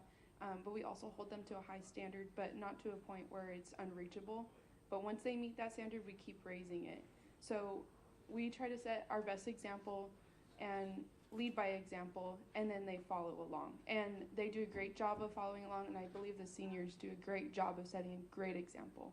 And we really just all work together, and it works out great. Coach Tice, for you, I mean, that's got to be really rewarding, right? When you see your upperclassmen taking care of your underclassmen. And, I mean, what was that process like for you to kind of build that culture? Well, the sisterhood concept is easier at an all-girls school where there's fewer distractions. So they can feel the sisterhood without everything else going on usually. Somebody like Lana really embraces her leadership role. Last year she was injured, wasn't able to play during the playoffs. Her family had tickets to go to the College World Series, and she really struggled with whether to stay for our playoff games or go on the family trip. I told her she needed to go, and she missed a couple of our games, but in the meantime, she tracked down most of the best college players in the world to wish us good luck in our games. So from Oklahoma City, she's sending back video to our team, wishing them best of luck in the playoffs. So for her to be on a family trip and to be thinking about her sisters back home is just the type of person she is. And we have a lot of kids like that really are selfless and buy into the team concept. So I'm happy to hear them verbalize that.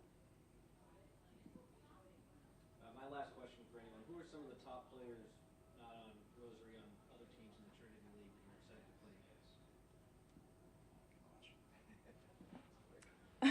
against? I have a lot of friends, but I personally am excited for Kiki Estrada just because I played with her previous travel ball teams, and she definitely, in my opinion, is a very well-minded person and very well player, as well as Holly Farmer that goes to JSerra. She is definitely going to be the competition that I look forward to playing against. And yeah, I'm very excited. Thank you. I'm going to steal your question, Les, and I'm going to ask all you this, and Tom, you can answer this as well. So I apologize, Les, but I'm going to plagiarize a little bit because I think it's a great question. The sport of softball is kind of booming a little bit in college, and you see it in Twitter and D1 softball now, and I think her name's Tara Henry, I think, is running a lot of that, and you're seeing the promotion of the sport kind of kick up in regards to the ESPNs, the Foxes, and they had the Bill Barber game here, I think, last week with Oklahoma and UCLA, and so you're starting to see the brand of the sport be promoted more, which it should be. I'd tell you if someone were to ask me, hey, what's your favorite thing to watch? College World Series for women's softball. It's phenomenal. So any of you girls want to answer that question, or Tom as well? It's becoming more and more in the public's eye, which is great. So the promotion of obviously softball, from a high school and a college perspective.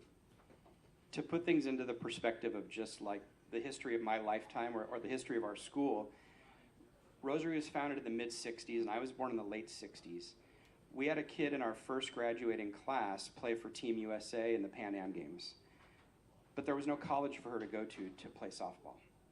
And even when my wife went to Rosary in the 80s and played against Lisa Fernandez, the Lisa Fernandez of the world got to go play in college, but there weren't hundreds of colleges for girls to matriculate to across the country to do that. So the fact that we've caught up and the fact that I'm witnessing it and helping it with these guys is just heartening. Like you said, Coach, women's sports are as exciting as men's sports in a lot of ways, different ways, sometimes in the same way, but softball certainly has a unique excitement and focus to it that's unlike any male counterpart sport. So, you know, we're proud to kind of carry that on and be standard bearers if we can, because it's really a young phenomenon. I really loved how softball has taken off, especially in the past year. He mentioned I got to go to the World Series, and the amount of publicity that they got for one of the games, they showed it at super late at night. Like, the game ended at like 1 o'clock in the morning, and just to hear people back that up and want to give softball the respect it deserves means a lot to me. You know, growing up watching softball, going to games with my dad, going to games with my family, just everyone, and it's always been a big part. And for that to finally be accessible to everyone, like, a lot easier means a lot. And especially going to those games, realizing that, yes, those girls are older, but they're not that different. We're, especially as seniors, some of the girls 2 years difference. Like, it's not that much, and to realize you're all kind of in the same pool. So it makes you think, okay, we're not that different. Like, we can do that. It makes it seem more realistic.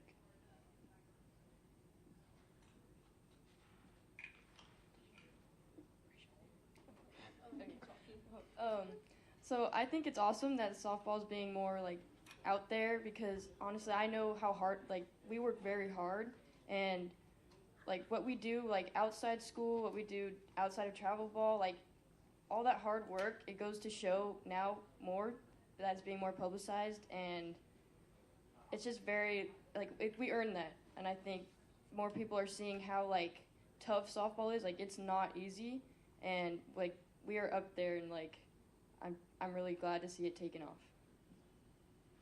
Yeah, I'm excited and everything like that. It's awesome just to see like women be so good. And it's just crazy because, you know, like, they look at us and they're like, I was once you. And then we look at the freshmen and we're like, I was once you. So it's crazy to think how our generation goes, and just like how crazy how much matured we have. And just like, I don't know, I love this sport and the way how, you know, it helps with not only just like the way you are with the sport, but in life in general. I feel like softball can teach you so many ways without you even knowing it. But, you know, I'm blessed to like be able to be sitting here today with all these amazing people. You know, like, it's crazy to think how far we've all come, and just pretty soon we're going to be out on those TVs, you know, and a little girl like me or Martina or Lana will be wishing that was them one day. So I'm excited. Any other questions for Rosary? Well said, ladies. Thanks, Coach Tom Tice and the Rosary softball program. Next up, JSerra baseball. I'm going to go change, I think, real quick, and then get after this. Where's the bathroom? Right there. You have it on under your No, I don't. Did you want to bring this down? Yeah, I'll bring it. You don't have to. I'll bring it. I can do it.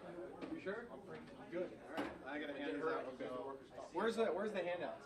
I got it right here. I got you. Is that not yours? Yeah, I got air. I got more too. I got three up front. Did you get one of those? Yeah.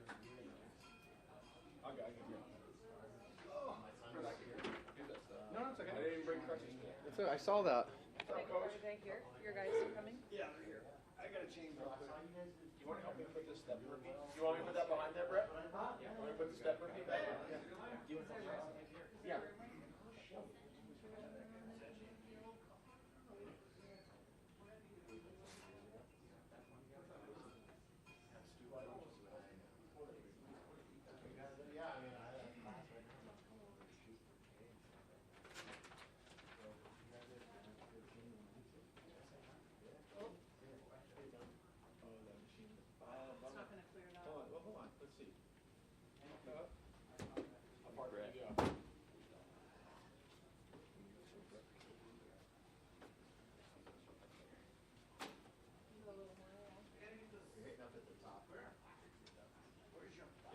There's a little space that we can grab. Can you take your side that way a little bit? Works for me. Maybe your side that way to touch. I see. A little more. That's right. I do remember The that. line's on the ground, a little more. You're not a perfectionist, are you? Right there. Yeah. It's a little close.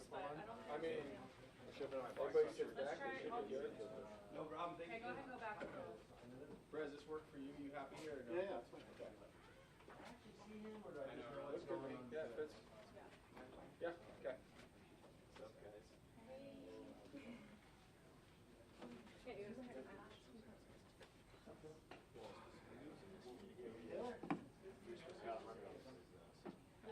Come on, sit down.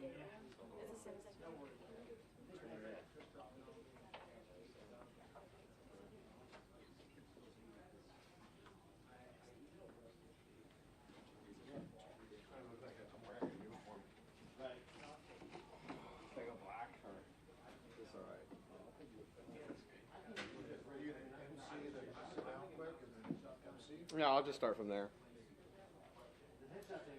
Right? That's how I should do it.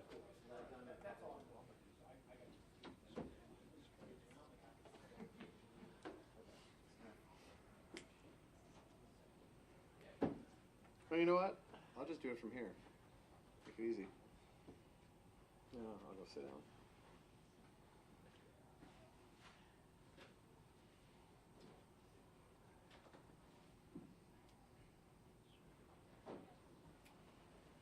Okay, next up we have JSerra baseball. I will sit down. We have players here: Tristan LaMaison, senior, going to USD. Senior David Horn, right-handed pitcher, first baseman, going to Vanderbilt. And then we have senior 3-year starter Owen Fuller, currently uncommitted. I'll talk about kind of our program for a couple minutes, and then I'll sit down and ask questions for everybody. And we'll get started. So I'm going to sit down with you guys. Awesome. Even though I don't have my baseball pants on. So I love us. I actually really like us. It's a completely different unit from last year's team. I think last year's team was the most successful team we've had in our school's history, and I feel like we've had some really good teams. That was a monster last year. But I think this team is different and unique in their own ways. I think there's a lot of things that they do right. I feel like we have extreme depth on the mound. I feel like we have extreme depth position player-wise. There's a lot of really good things, and there's a lot of good that comes out of these guys. I think it starts with David and Owen kind of being our senior leaders, as well as Tristan. We've missed Tristan because he's been a little banged up, and we'll probably be coming back in March. But we kind of look to these three guys because they've been there, done that. Tristan's been a 4-year guy for us. David's been a 2-year guy for us. Owen's been a 3-year guy. So they kind of know the lay of the land, the culture of what JSerra baseball is and what I think it needs to be, and they kind of bleed that. And it's a fun team to coach because I think last year I got to kind of sit back and watch the Gage Jumps and the Silvas and the Schreiers and the Darcys and Jewitts and Blanchard, whatever, you know. This year we kind of have to put our finger on what we're going to do and how we're going to run an offense and what we're going to do defensively and what our staff looks like. And, you know, last night I think when we beat Corona, we had 3 catchers. We had 2 different third basemen. We rotated outfielders, you know. So you're going to see a lot more rotations from us. You know, Champ went 3, Brody Purcell went 3, Mac went to get really Scheiffelbahn out, but they pinch hit for him, and then we went to a kid named Jaden Graves. So you're going to see that depth, I'm hoping, you know, be used. And I think we have a roster of 29. I think we're going to use a lot of those guys. And I understand that's 3 baseball teams on an actual team itself, but there is a lot of really good players. And I really like where our culture's out. I like the things that we do. I love the things that these kids are all about. And they're fun to coach. And I wouldn't be here, you know, I'm plagiarizing a lot today. You know, my assistants have done such a great job. You know, Coach Orloff, Coach Summers, Coach Rube, Coach Hawksworth, Coach Velasquez, Coach Siggy, Coach Groot. And then for me, it's really special to have Coach Ikes on staff. Coach Ikes was my high school coach at Mater Dei. He was at Mater Dei for, 45 to 50 years. And then for 16 years, I've actually tried to steal him. As long as when I first got this job, my first call on August 14th, 2006 was to Coach Ikes to try to get him on staff. 16 years later, he's here. So for me, that's a really special moment because it's really vengeful and revenge every day at practice, so as well as the games. So I'm going to let these guys talk, and introduce themselves, and then we'll open it up for you guys. And thank you all for being here. I appreciate it. Thanks, Joe, for being here, Adam for being here, Gracie for being here, Eric, Connor, Les. I appreciate it. Introduce yourself. I'm Tristan Lamezon. I'm a senior right-handed pitcher coming to the University of San Diego. You were in Taco Bell Super Bowl commercial. And he was also in a Taco Bell ad. Yeah, he's a model for Taco Bell. I'm David Horn. I'm a right-handed pitcher, first baseman. I'm going to Vanderbilt. My name is Owen Fuller. I'm a senior and I'm currently uncommitted. Do you want to talk about the Taco Bell ad? No. I'm good. Brett and Tristan, when Tristan's healthy, we saw him out of the bullpen a lot last year. The plan to keep him in the bullpen start, what's it looking like for I think Tristan's proved through his 4 years that it can be a hybrid. He can be whatever he needs to be, whatever he wants to be. Obviously, his health is the most important to us, so he'll come back, probably in a limited capacity, but he's as good, if not anybody in our league or in Southern California. I would trust him to do anything. I remember putting him on the mound against Ukaipa his freshman year and beating them, 7-5 or something like that. But the moment wasn't scared for him. It's never been scared for him. So when he comes back, he'll probably be in that hybrid model, but we'd like him to get some starts under his belt, to get some innings. And again, the health is most important, but he does some pretty special things on the mound for us. David, did you learn anything from the playoffs, for this coming playoffs, how to pitch? Because you were trying to throw hard, and in the playoffs, you play a really good team, anything, one run could be the end. So did you learn anything from last year's experience and stuff? Yeah, definitely. I learned a lot after last year. Especially being surrounded by pitchers like Gage and Eric. I actually didn't have the opportunity to pitch in CIF playoffs last year. I got to throw in the state quarter game, but and so even that outing, you kind of just learn to how to handle big moments and stay composed. Like you said, not really worried about velocity or anything, but just executing pitches. Whatever catcher puts down or Coach K calls. Just staying composed and attacking, and really just kind of being yourself up there. Is David the number one starter this year? Yes. I feel like at other schools you would have been the number one starter the past few years, but now you have to wait till your senior year. Does that make this more special this senior year, the fact that you have to really earn it and wait? Honestly, I wouldn't say it makes it more special. Obviously, I'm really excited for it, and I'm really thankful for it. Last year, I had my opportunity to open up a series against Olu, and so I got my first taste there. I didn't do very well, and so that, Eric said, was good learning experience. And so I feel like with the opportunities I've had, and how hard I've worked to get to where I'm at this year, it's really exciting, and I just look forward to it. Oh, and obviously third-year guy at varsity level, had a lot of big at-bats, a lot of key moments for JSerra over the years.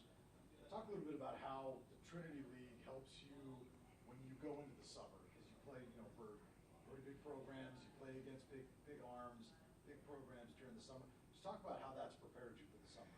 No, yeah, totally. I went to Jupiter, and every single arm you see there is like a Trinity League arm, and so being able to play in the Trinity League for the last 3 years, or going into my third year, it's super helpful and just helps you be relaxed. I know last night we had a kind of high-intensity game, and I just felt for the first time I've been here before and relaxed. So Coach K has done a really good job of helping me mature in that kind of sense, and I'm excited to do it again this year. For the pitchers, the coach doesn't really care about velocity. He cares about getting outs. Okay, so how do you deal with that when you're trying to impress scouts? Because it seems like the most successful pitchers are the ones who throw the strikes, but everybody still wants velocity. So how do you guys deal with that divide and that thing wrestling? You want to impress somebody versus getting people out and stuff. For you, since you're going to Vanderbilt, I don't know what they told you, but describe in your own mind how you deal with that. Yeah, for me, I think it's an ego thing. If you're really, if you're worried about velocity, velocity's great, but it should all be natural, and anything you have to force to try and get more velocity that's just your ego taking over. And this program, it's not about having an ego. It's about playing for the guys next to you. So if that's your thing and you're worried about velocity and that's affecting your pitching, we're so deep and we're so talented that the next guy will be right up, and you won't really have the opportunity to impress everybody or anybody because it's the next man up if you don't want to kind of be a team guy and get your job done. Yeah, I agree with David what he said, and personally, like I'm not really a hard thrower, you know, like with Coach K, like I love how he mixes pitches and I don't really have to worry about the like velocity wise. Like I'm here to get outs, I'm here to play, and with college coaches as well, you know, like they want to see guys who get outs, they want to see guys who get ground balls. So yeah, and right when you start thinking about velocity on the mound, like that's when things start to go bad. Brett, who are some names that we don't know now that we'll be talking about at the end of the year if they're going to have a breakout season or some breakout guys? Master Lou Fujiwara. Like, he just, this is probably going to get, for anybody that's watching, he does things that American players can't do. And I don't mean that negatively by any means, but he does things on the field that I just haven't seen before. And he bats third in our lineup. You know, we lost 7 starters last year. So, but he's the one, you know, Chang has done great so far to start our season, and Chang can play anywhere. You know, I'm just going to go through it right now. You know, Owen bats second. Lou is batting third for us right now. David's fourth. You know, we're kind of mixing around in the fifth. Dom Smaldino, who's a Cal commit, is playing first and pitch for us. Andrew Lamb, who is a USC commit. Now, granted, I had to make a decision last year, and I'll go through that lineup in a second. I'm sorry to be long-winded. We had a really talented sophomore class last year. Okay, what do? Do you go have them play JV to get the reps, or do you have them be on varsity and probably not play a lot, but go through the experience of what I thought the team was going to be last year? And so we made a decision to put them on varsity, to go through the experience, to see what a Darcy and a Jewett and a Schreier and Jump and so what those guys do. Well, now it's their turn. Now, we may not be experienced, but they've been through it before. So now it's really their time. So when I say, you know, we've got some commits like the Lambs and the Smaldinos and, you know, and we go through our lineup, and you've got Ben Reimers, who's, you know, been a really good pitcher for us, but playing the outfield. And, you know, Jake Bourne, who bats ninth for us. You don't even know who Jake Bourne is. I can say to anybody here, you know, but he's just a baseball player. And Charlie Caruso, who's a sophomore player who hit 470 in the summer, hit 441 in the fall, hit 441 again in the winter. These are just names that we're actually, and it's not that I'm going to use it, but we're not a big name team right now. We're a bunch of no-namers that are doing, you know, and we played 2 games, but we're doing some things that I really like. And nobody really cares about who gets their name in the paper. I mean, we're South County kids, I'm sure we do, but at the end of the day, they don't. They're all about winning and winning the right way. What position does Lou play? Shortstop. Okay, and where's he from? Japan. And junior or sophomore? Junior. Okay. Yeah. And has he been here since his freshman year? Last year. Okay. Last year. You moved from Japan? Yeah, I moved from Japan. Okay. What's that like to have a teammate from Japan for players? You got it, Tristan? You know, I love it. Like it's cool to see different cultures. Like he plays the game much differently. Like just the way he fields ground balls, and he's a hard worker. Like we all love him, and he's a happy kid, and yeah, it's fun being with him. It'll be a fun year.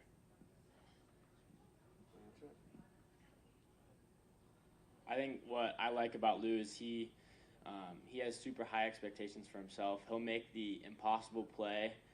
And then when he doesn't do it, he gets on himself for that. And that's something that I really like in Lou, and it's something I try to take in kind of how I play now. You should really have high expectations, and he's just super loose with everything he does. He has a ton of fun. He had an awesome game last night, and he didn't even say anything about it. So he's a super humble kid, and it's just awesome to see what that culture kind of has. And he's awesome. Did you learn Japanese? No. BK, question for you. As the dean of coaches in this league, you've seen a lot of transformation in this league and in all the programs. Talk about what that's been like for you personally, and then, more importantly, what is it that separates this league from every other league in America? Yeah, I mean, this is year 16 for me. So, you know, I've seen the league, I've seen it change, and I've seen the players change and the coaches changes and a lot of different things. And, you know, to be 42 and to see all this is kind of unique. I've always said I've wanted to be kind of the Bob Zamora of high school coaching and at JSerra. It's fun. I mean, you wouldn't want to be at any other place or any part of, our league. I just feel it breeds so much. And it's not, the Sunset League does great things and the South Coast League does great things. And there's so much good baseball in Southern California, the Mission League, and so much good baseball. But I just feel on a day-to-day basis with a 3-game schedule, with the coaches that we have in our league, the student athletes that we have, I guess on all 6 teams, you could say there's probably 60 to 70 Division I commits or college commits that are out there. So, and everybody within our league, it's there's about branding and marketing and promoting your program. And at the end of the day, it's always going to be about the kids and what the kids are capable of doing and what type of, conduit can you be for them to. What is Tristan going to be when he goes to USD? How does he treat his girlfriend right now? What's David going to be like when he's at Vanderbilt? At the end of the day, those are the things that matter. What's Owen going to be like, in 5 years from now, 10 years from now? And our goal as head coaches is to do all those things, besides the obvious stuff, which is baseball and development, and we'd be lying if we said it's not winning. But we're trying to make a difference and trying to be transformational in how we breed our student athletes.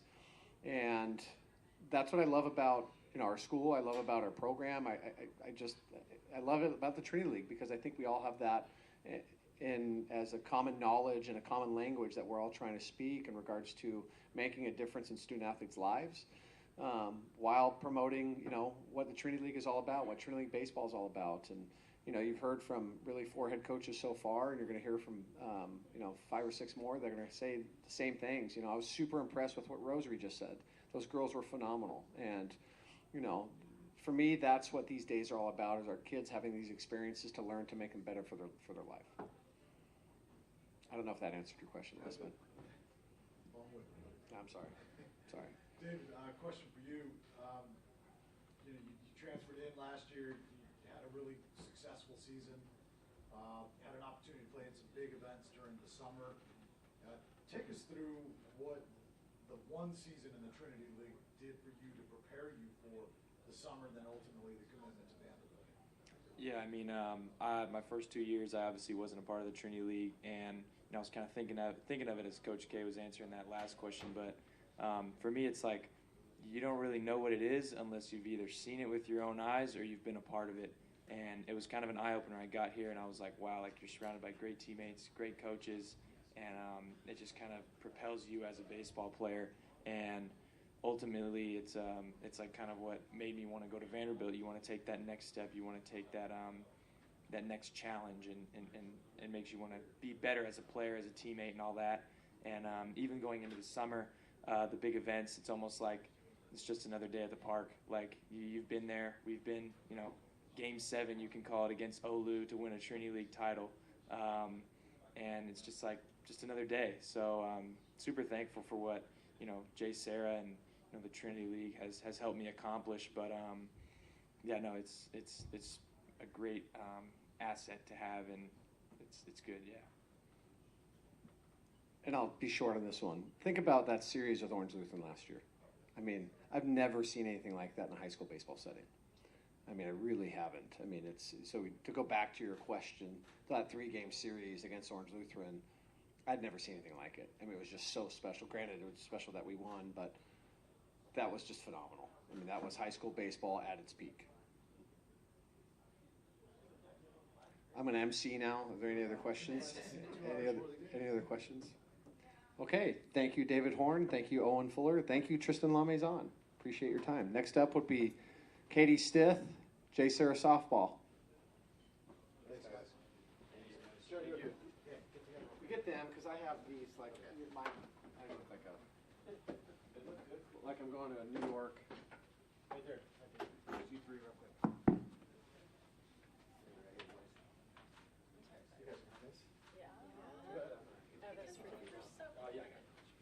Thank you.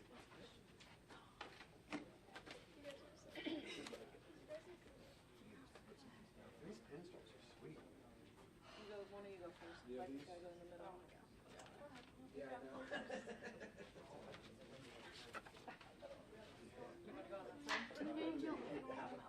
Well, it's changing. No, I'm not. Did you see that Lou Fujiwara? Have you seen it? I saw it last night. and the hard part, I was telling Eric, like, we have 4 shortstops. We have 2 transfers that we really like, and Caraway and Mendez and JJ Hawkins. So it's going to be unique. All right, sorry. Yeah, I did. Brought in 1 pitcher to get 1 guy out. That's like, oh my gosh. 2.5 hours into the game at 9:30. Let's go. Sorry. Yeah, I'm not coming to your game. There's a running joke around JSerra baseball that games are 3 hours long. So. Same at Harvard Wesleyan. They always have meetings, okay? If you're pulling pitchers, forget it. Okay, next up we have head coach Katie Stith of JSerra softball. Joining her is senior Willa Poplowski, senior Holly Farmer, and sophomore Ava Hurtado. Coach Stith will talk about her program, and I'm going to have these young ladies, because I know they're nervous to speak and I can't wait to see it, have you guys introduce yourselves after Coach Katie talks about her program, and then we'll open it up for questions from the media members here today. So Coach Stith, the floor is yours. Good morning. Thank you for being here. My name is Katie Stith. I am in my 4th season here at JSerra. So these 2 over here were freshmen when I started, so it's been quite the journey. Very unique, I think, path over the last 4 years. Obviously, last year we didn't have much of a fall. The year before that, we only played 9 games. So this is really a full season for us, and unique in that we got to prepare through most of the fall. And I think made a difference in our mentality. We were a little disappointed with not getting to go to postseason last year. We thought that we had the talent and potential to do so. We tied for 3rd, which had never happened in this program since 2007. So we were excited about that, and we finished 500, and we thought that we would get a bid, and it just didn't work out for us. So a lot of takeaways from last year that motivated us and how we prepare for this year. We are relatively young. These 3 are starters for me. I only have 2 seniors in the program. We have 16 kids in the whole program, which also brings a unique dynamic to how we do things. We have all levels playing on a varsity team, so that's very unique for us. 2 seniors, 1 junior starter currently, 4 freshman starters this year, and that leaves 2 sophomores. So unique dynamic for us. We are younger, but I'm really excited about the talent. We brought some bats, good, strong bats that are freshmen this year, which we needed. We need a little bit of more depth offensively, and we also have a couple sloppers in our lineup, which will help us bring some speed, which is unique to our sport and helps us tremendously. We are going to be looking to Eva. Eva's a pitcher. She will be the one in the circle doing a lion's share of the pitching for us, and yes, a critical component in both baseball and softball, but having a pitcher that can throw well will be a big proponent of our success this season. And then these 2, Holly is a senior 3rd baseman. She's batted leadoff for us the past couple years, and I think that will be her role again this year. And then Willa is a senior outfielder, also a leader for this team, and both of these 2 really have just set the standard and expectation for what they want to accomplish this year, so we're really excited. I'm going to let you guys go first. Eva's nervous. Hi, I'm Willa Poplowski. As she said, I'm a senior, class of 2022. I'm signed to Pace University. I play outfield, and I'm just super excited to see what we can accomplish this year. Hi, I'm Holly Farmer. I'm in the class of 2022, and I'm signed to Boise State University. I play 3rd base, like she said, and I'm super excited to try to make a run at winning league this year. Hi, my name is Eva Hurtado. I am a sophomore right-handed pitcher. I'm currently uncommitted, and something I'm looking forward to this year is definitely our league games, because we have a new, great freshman class, and I just think that they're going to be very competitive and going to help us hopefully make it into CIF. Yeah, how motivating is it that you just missed the playoffs last year? I feel like you guys all have a point to prove this year. I'm sure even more so than in years past. Honestly, I feel like every year, since my freshman year that we've been here, we've gotten better every single year, and I think that's super neat to see. And I feel like this year it's fueling us way more than it has other years because we have so many freshmen and we've like let them all know like, hey, this is the goal, this is what we're gonna do, and this is what we're gonna work for. So I feel like it just honestly keeps pushing us every year. Sure, you can answer this. Sure. Okay. We totally have a different mindset this year, and we're really working towards winning league and hopefully maybe even winning CIF. So that's our goal this year.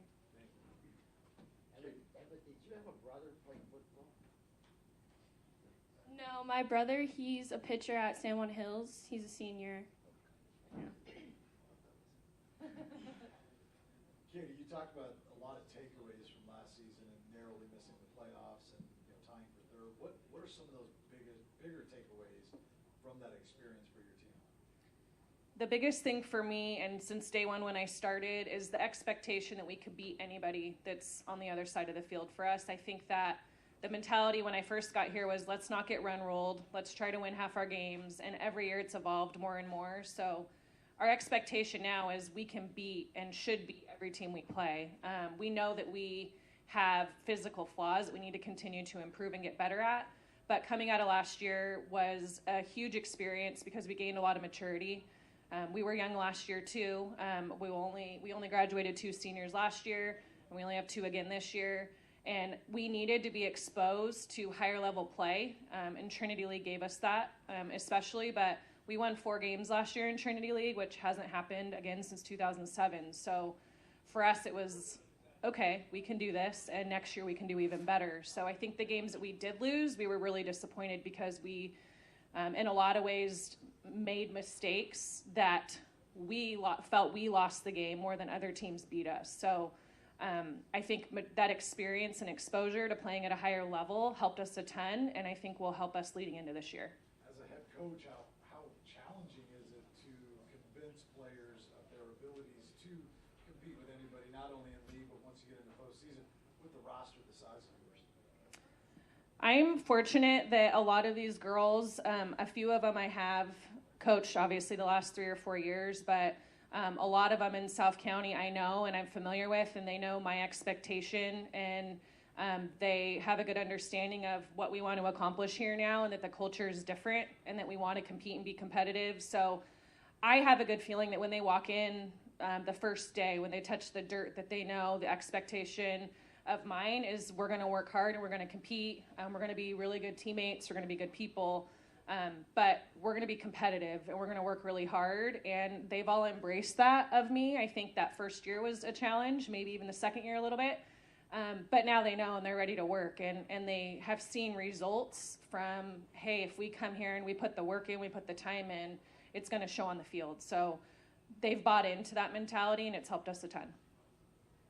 So Eva, the fact that baseball and softball are different, but you're both pitchers, how would you help each other?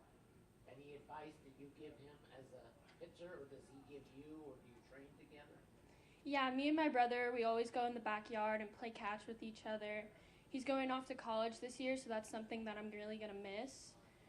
He's always been my mentor ever since I was younger. I've always looked up to him because he's always just been the pitcher in the family, and he just really made it possible for me to be a pitcher. My parents, having that experience with him, has really shown me my way of just being a good pitcher. Did he hit you when you were pitching to him? Did you strike him out? No, I actually have never pitched to him before. I've tried to, but he just won't let me. He's actually really scared, but yeah. Willa, Holly, this is a question for either one of you.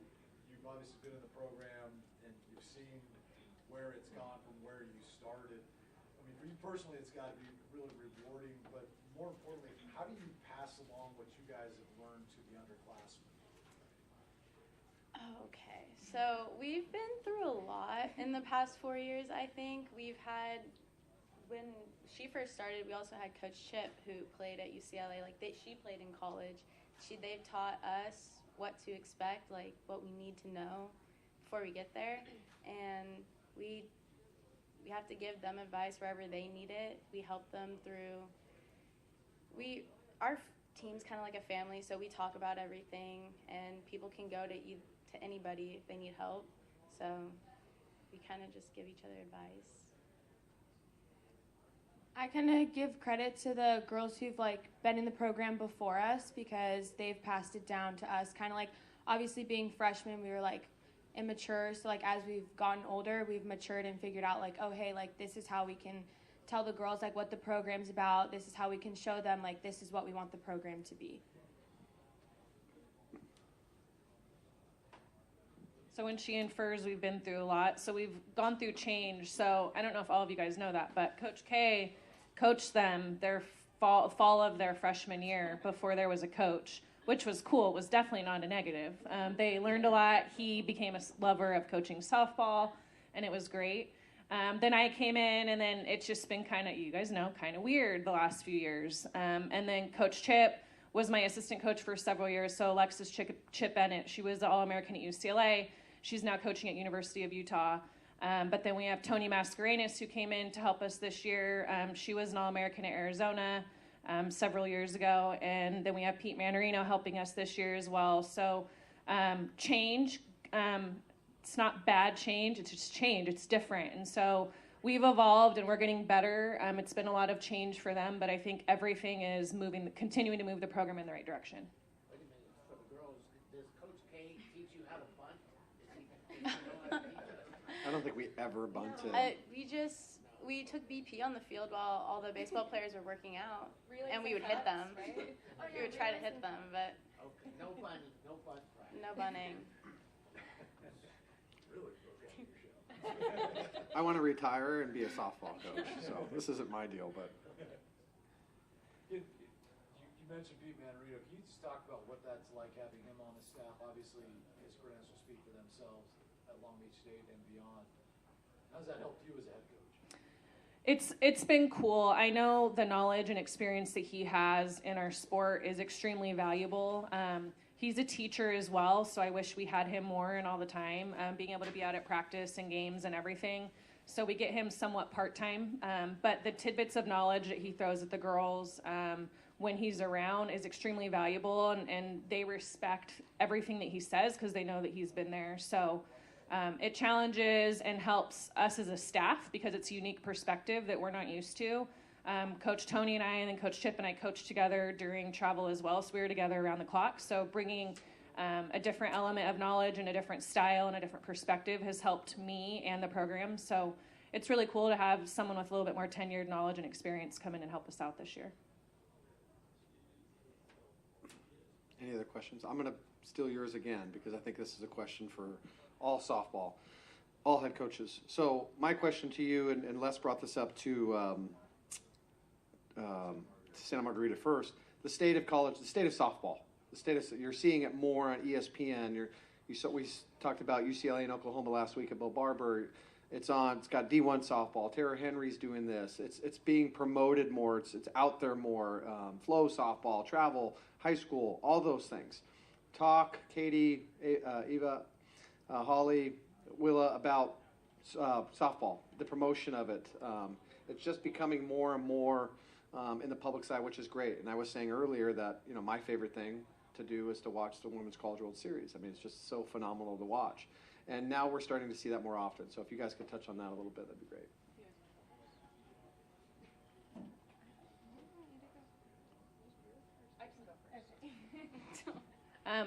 I do this to grow the sport, and I think that softball in many ways has been underrated in many ways. I think it's a pretty fun and cool thing to watch, and the opportunities it's given our athletes. And I coach full-time in many different avenues, and these young women and the talent that they have and that's now getting exposed publicly to, in a good way, exposed isn't maybe the best word, but people get to see what these girls and women can do in our sport. And I think it has motivated the young girls that are up and coming in our sport to see, hey, there is a lot more to this than playing in rec ball, playing in travel ball, playing in high school.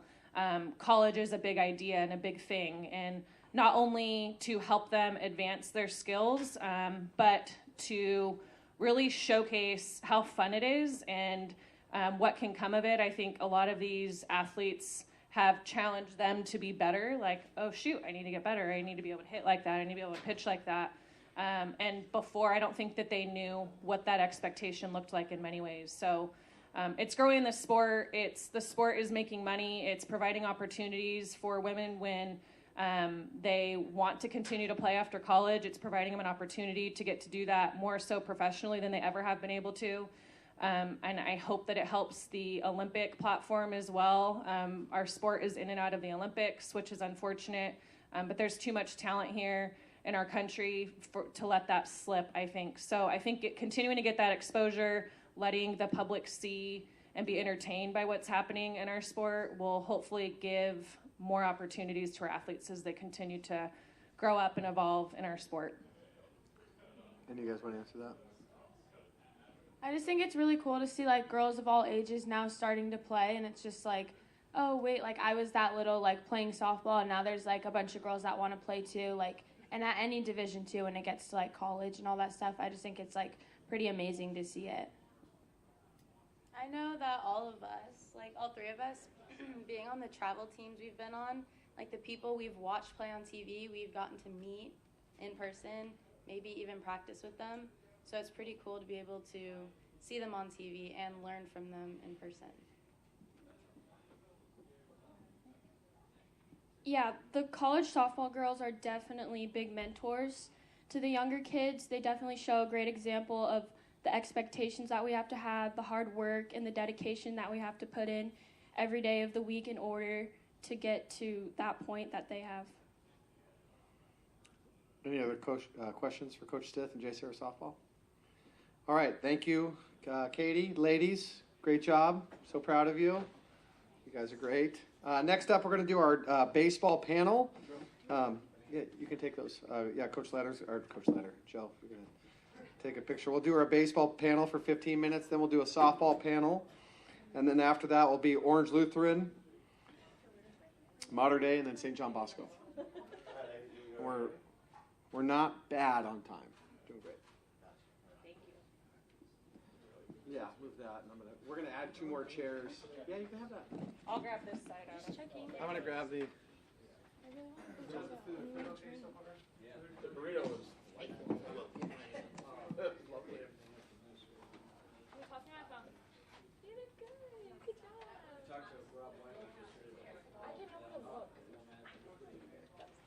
Interesting. I mean, he won't say it. Oh my so God. it's good to go to 14. Look at it up here.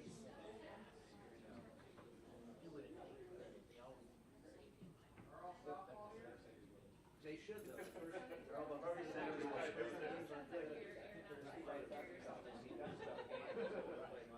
don't think I need to shoot the rest of this.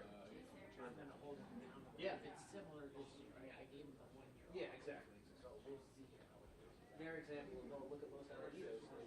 Yeah, they gave up 65 or whatever it was. They're doing the best with their transfer. I think it'll be 4 and 4 afterthoughts.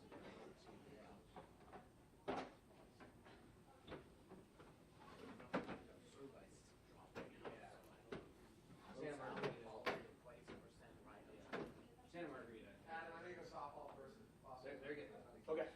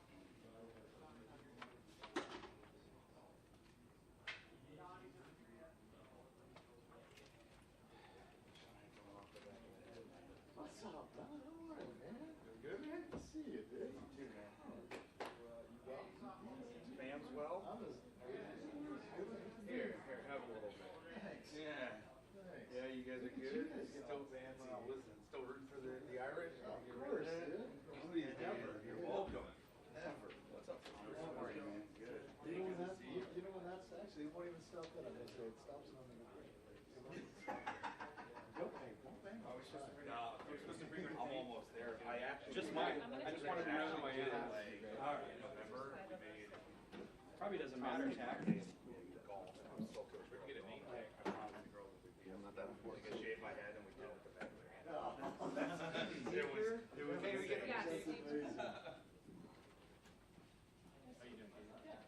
Sean? Thank you. Michael, do you have yours? I just set mine right there. You guys in the mush pot. Sorry. Oh, no.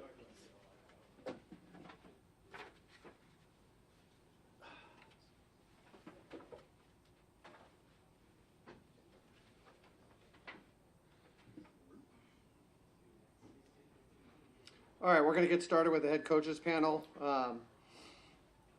How this will work, we will each head coach will talk about the state of really Trinity League and in regards to 1 to 2 minutes, and then it'll open up to the media members we have here today. Coach Tice, if you want to start about the experience of what the Trinity League is all about, the student athletes, and really what you guys are looking most forward to, and then we'll just pass it on down left, and then we'll open it up to again the media members here. So, Coach Tice, the floor is yours. Proud to be a member of this group of coaches. We all have similar philosophical goals in our schools and on our teams. And I was just sitting outside with Coach Brashear, who was talking to some of my players about family and school and all the important things besides softball. And that's the kind of people that we get to compete against. It's an honor to measure ourselves up and take the field against other people who have similar life goals for their kids that we have for our own student athletes. So it's nice to be in a league like this for sure. I'd echo, what Coach Tice was talking about in regards to the league, and part of why I, took the job at Mater Dei was to be able to be part of something that's so special, so elite, that has, its priorities in place. And so it's an honor to be part of this, and obviously a lot of great programs. And it was kind of reflective, I think, in our league last year. Every game, I don't think there was more than a 1 or 2 run difference between everybody and every game that was played. Ultimately, Rosary winning a CIF championship, and so just a lot of great things about the league, the athletes, and I think this year we'll see a lot of the same. So excited for it. Well, as the new one here, the new coach here, I'm excited to be here. I've had the opportunity to play against Coach Tice a couple times and Coach Stith once. So kind of know the caliber of the teams we're going to play, but now having been on campus for a couple months, it's great to see that this league represents more than just great athletes. We want to build, young women of character that are going to grow and serve to be leaders in our communities. So that's great to be a part of, and then looking forward to kind of the 8-game grind we have in the league, getting after it and getting out there and competing. Really excited for that. Every year it definitely seems like the bar gets raised collectively for all of us, and I think truly that we can all beat anyone probably at any time, and I feel that a little bit more than ever, I think, right now. Very competitive group. All these guys are phenomenal to be able to coach against. Yes, we want to beat each other, but we all have really, we support each other at the end of the day. And when we're not playing each other, we want everyone to get out and perform well. And I'm grateful to get to coach with this caliber of coaches. We all have different experiences, but we all collectively come together because we want to help better our athletes as people and as athletes on the field. So I'm excited for this season. I think it's going to be really competitive, and I think it'll be good exposure for our league this year. Going last, it's kind of like they said everything I would say. But the Trinity League, I always say it's a dogfight. It's a fun experience for the girls. Rivalries take precedence over talent sometimes, and anybody can beat anybody, and the games are always exciting. And like Tom mentioned earlier, it's more about softball. They're at a Christian school. We're learning life lessons, and softball's just a part of it. And I'm a big believer in team sports and just having to play together, to get along together, to be successful together. And the Trinity League is a great place for that. So I'm excited for the season. It should be a lot of fun. Is there a consensus #1 pitcher or returning player of the year in this league? does anybody have consensus? Top pitcher? Kiki's got to be up there. Probably one of the. Returning pitcher. Steve. Bree, Yeah, yeah. that's right. But for pitching, I even Bree, because we graduated Morgan, so we have a new pitcher. Yeah, so does anybody have the number one pitcher you would say? No? We've got a very good pitcher. What's her name? Brianne Weiss. Okay. She's a sophomore.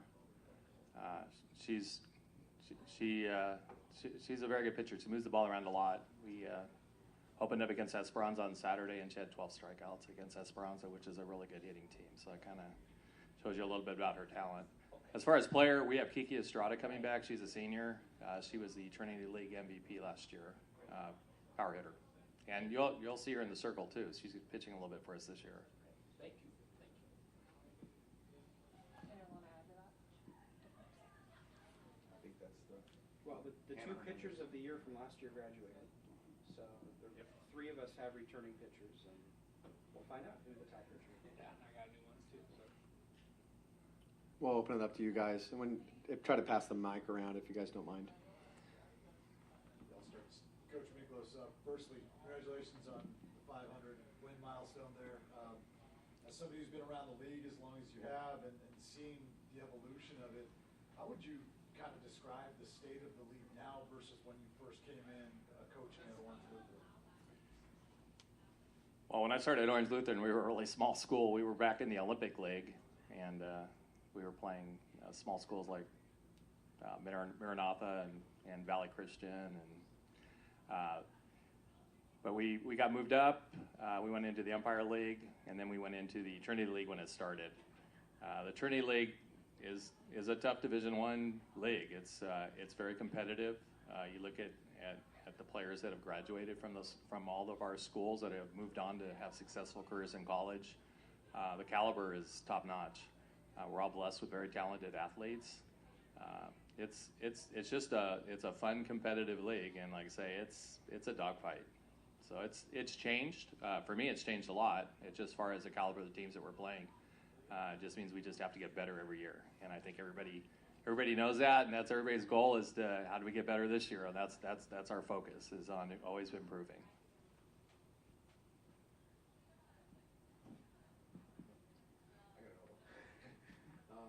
Sorry, a lot of questions. Just for the panel as a whole, the state of recruiting in softball has long kind of been, from an outsider's perspective, looks kind of like the wild, wild west, right? With 8th grade girls committing to a 4-year school and things of that nature. How would you describe kind of the nature of recruiting in softball versus maybe some other sports? And, are there some changes that you would like to see implemented from either the collegiate level, from the NCAA, or, something maybe like you would like to do with your own personal program? And as a follow-up, how do you handle that when you have a young player, an incoming freshman, or somebody of that nature who is being recruited heavily? How do you guide them through that process? And open the question to all of you. I'll take, especially because travel ball side of it. So recruiting, they're no longer allowed to recruit the athletes until their September of their junior year.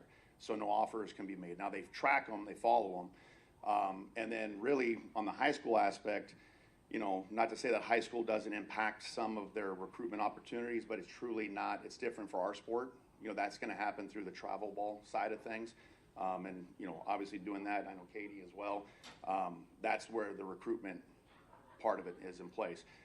If there's athletes in our program that are, being followed, being tracked, and that's kind of starting to build for them, really it's just a guidance about hopefully trying to prepare them for everything that's coming their way, right? Not allowing it to be bigger than the moments and focus on the day-to-day task of getting better. And, really, you can't start your freshman year of college until it's time to start your freshman year in college. So ultimately, it's just about, again, making sure academically you're in place, you're talking to your counselors, you're getting your SATs, you're getting in the NCAA eligibility center. There's so many other things that go into, being a student athlete that they got to make sure that they're on track with beyond just hitting lessons, fielding lessons, pitching lessons, gameplay, so on and so forth. So I think from the high school side of it, because not all the kids that play for us or play for me at Mater Dei play for me in travel, I would just try to be, a guidance for them to best hopefully help them you know, having been fortunate to send, you know, a lot of kids to college in the club side of it, is using my experiences to help best suit them to be able to make a good decision when it's, you know, their time to make a decision. So. The rule change was very good for our sport, in my opinion. I played collegiately, and the thought of talking to a college and committing as a 7th and 8th grader blows my mind. So I think it was a good change. I think it provides opportunities for girls that are smaller, that don't peak that early, because there's some phenomenal athletes that really don't really hit stride in their game until they're freshmen, sophomores, maybe even juniors. So I think it provides a different type of opportunity.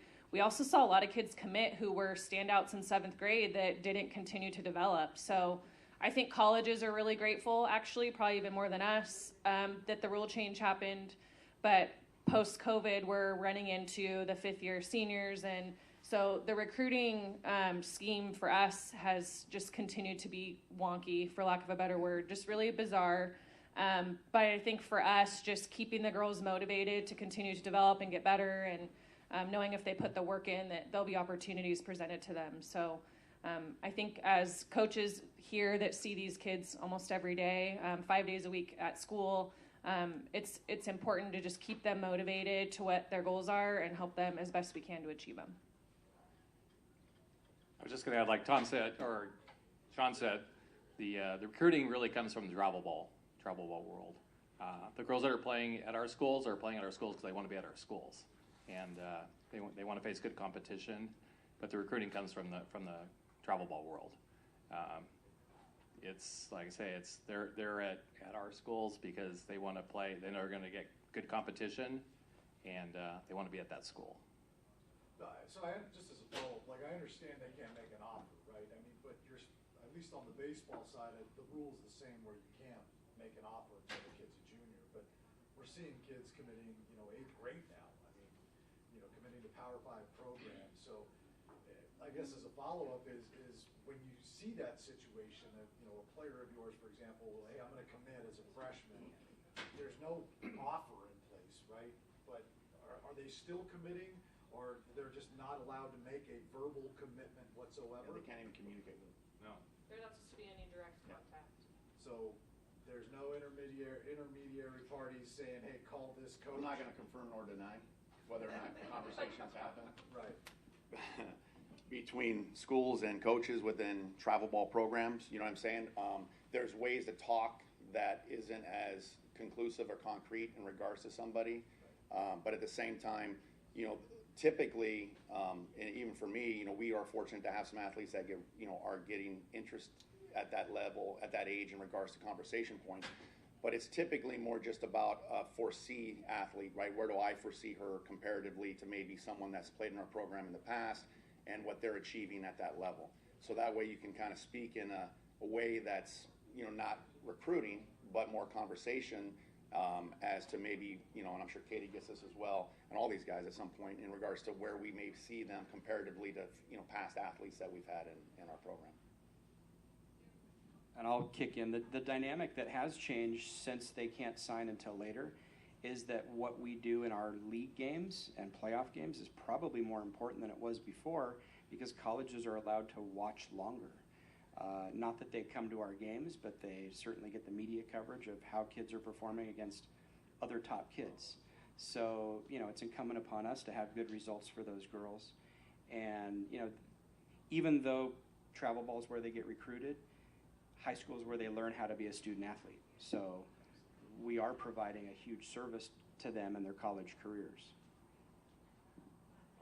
I'll even say I agree with that, because I think even seeing that day-to-day, the impact that you can have by seeing these kids at practice every day and then trying to follow up, getting grade eligibility stuff and talking to them and helping them, like it's helped me become better, you know, when I go back to kind of club hat, because of the importance of seeing them day-to-day. Where in club, I'm seeing them maybe at a workout and on a weekend, and they're from all over different various places, you know, so it's real important that we keep them structured right. So that way, when they get to that next level, they're prepared for the structure that's going to come in place for them. Because most of these kids, once they get to the next level, it's not so much about, you know, whether or not they can hit, field, or throw. It's a lot of times if they can acclimate into the environment that they're part of. You know, whether that's the regiment, whether that's the facilities, the location of the facility, where they're going to school, all those things. So being able to best prepare them, and I think here, it's a lot easier for me, and I think all of us as coaches, to impact them because we're seeing them on that day-to-day school aspect as opposed to what the club side of it is. So. Any other questions? All right, well, that's it. We're going to take a picture for the head coaches real quick. I'm actually going to do that. I'm doubling as that. Stand, please.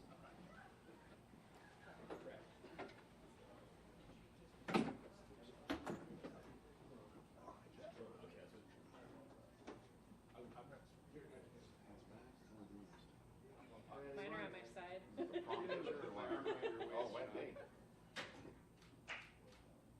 good there. Thank you. And then if I could have the 15 girls, come up and take a picture real quick, that'd be great. And then, like Tommy, Mine might not be here yet. And then you'll be done.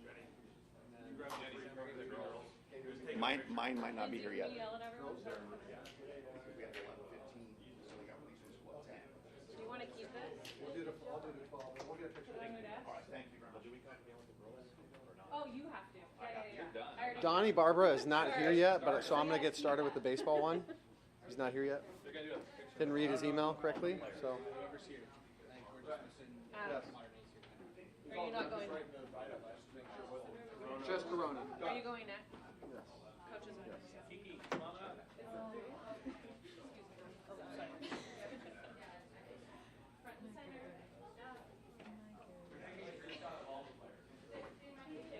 Yeah, I know. I'm sorry. My girls aren't here yet. So, I don't think so.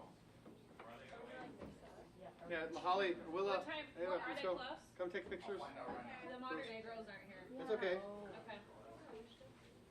Are you gonna be in the photo? Hey. Should we mix? Yeah, Eat a bread. Just put Kai right in the middle. Yeah, if someone else wants to sit too, that's okay. Because she's really uncomfortable. So just sit. I have to take a picture. I'll sit right there.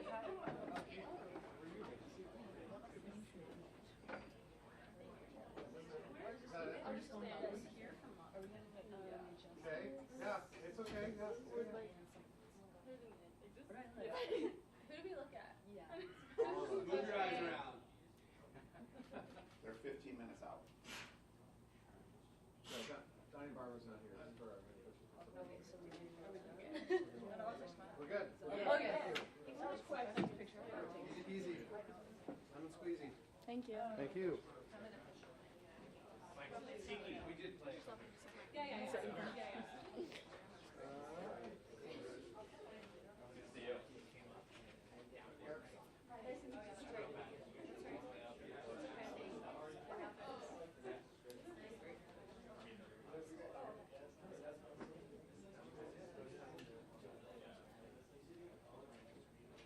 Yeah.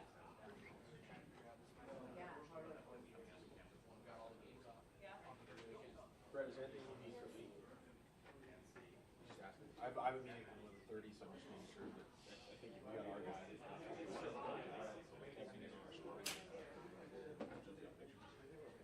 I gotta take a shot. Huh? People taking pictures of me on the watch.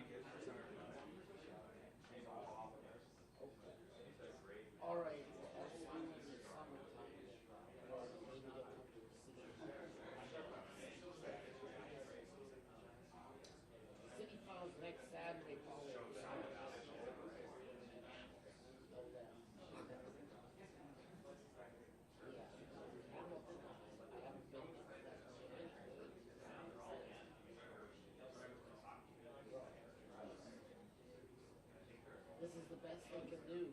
Volleyball principal, the volleyball principal won't let them play.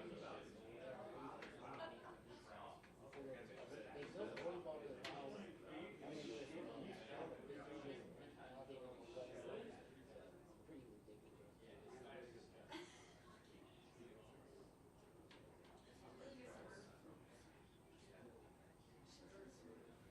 Right. Yeah, I'm there right now.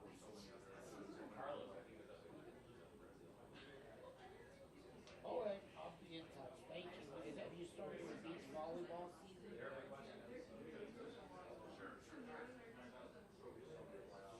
All right, 90 bars here. Yeah, is that enough? Is there any more food? There's plenty of food. Is the trash can out there? Yeah, it should be. Yeah, we brought it. Thanks. Check this out. Is it full right now, Kay? Is the I trash have can no full? idea. I'll check it out. I have no idea. Donnie just got here, so little delay. Hope you guys have burritos. Are all the burritos gone? All done? What does that tell you? Teenage boy, you got teenage boys. I only had a little budget to work with. I mean, big enough. Donnie, head baseball. So Jaden Dan was leaving, JT Dan was leaving. I think Jaden Right. does. JT's just gotta go somewhere where he knows he's gonna play.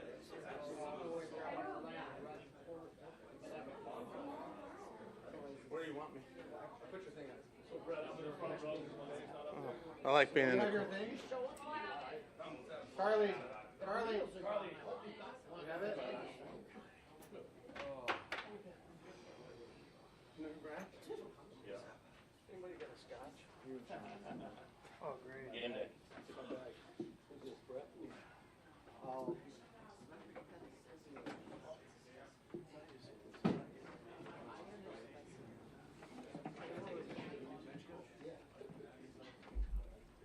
You know the sign. Did you memorize it? Thanks, Carly.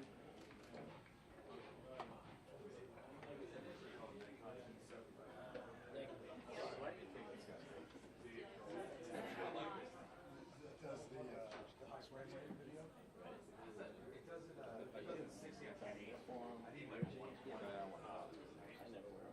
That thing does that?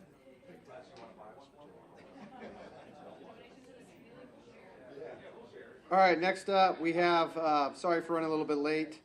We have the head coaches panel for baseball. Up here we have head coach of Orange Lutheran, Eric Borba. Head coach of Mater Dei, Richard Mercado. Head coach of Santa Margarita, Chris Malik. Head coach of Servite, Sean Gilbert.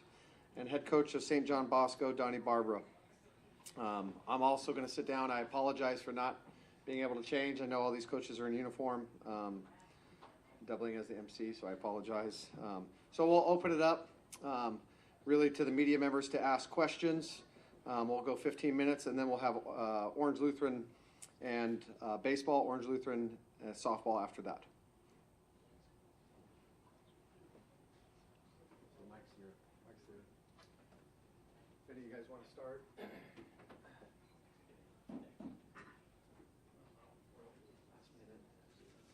Anybody want to start? Don't all jump at once. Well, thanks guys for doing this again. Big topic obviously is recruiting nowadays. Just want to get your guys' take on the state of recruiting. I mean, we're starting to see, 8th graders coming into Division I schools, and obviously there's good and bad in the world of recruiting. I just would like to get your guys' take as a whole, as a collective, being the league that you are and how it's widely recognized as the best in the country. Just your opinions on the state of recruiting. I'm going to defer to the two college coaches first.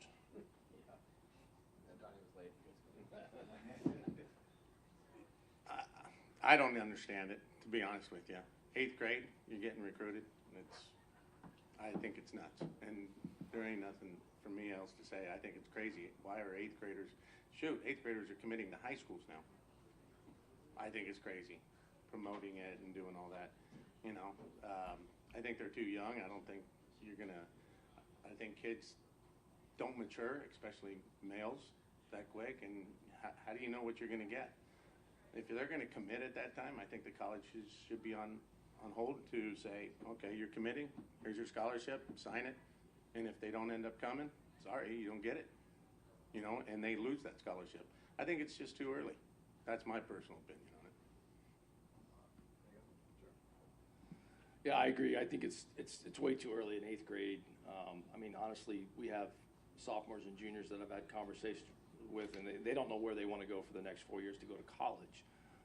I think guys are recruiting early. I get that point of it. They have to do it in order to get the better players, they think. However, you know, as a sophomore in high school, does anybody really know where they want to go to college other than, hey, I want to go to, you know, the top schools in the country to play baseball? Most of them don't even know what they want to do for a degree. So I think that's a huge part of it. It's way too fast, way too sped up for these kids. I think I understand it from both sides of it because I've been on both sides of it at this point.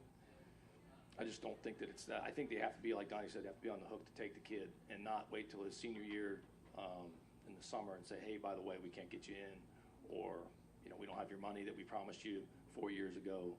I think they should be on the hook to take the kid and maybe cost them some scholarships down the road. That would probably curtail it a little bit, but at the end of the day, they're going to do it, and they have to do it to get in on the better players. And like we had a kid commit a couple years ago. He committed as a freshman in October. He hadn't even played a game for us yet. And I asked him, why did you commit to that school? Well, it was a good scholarship. My parents wanted me to do it.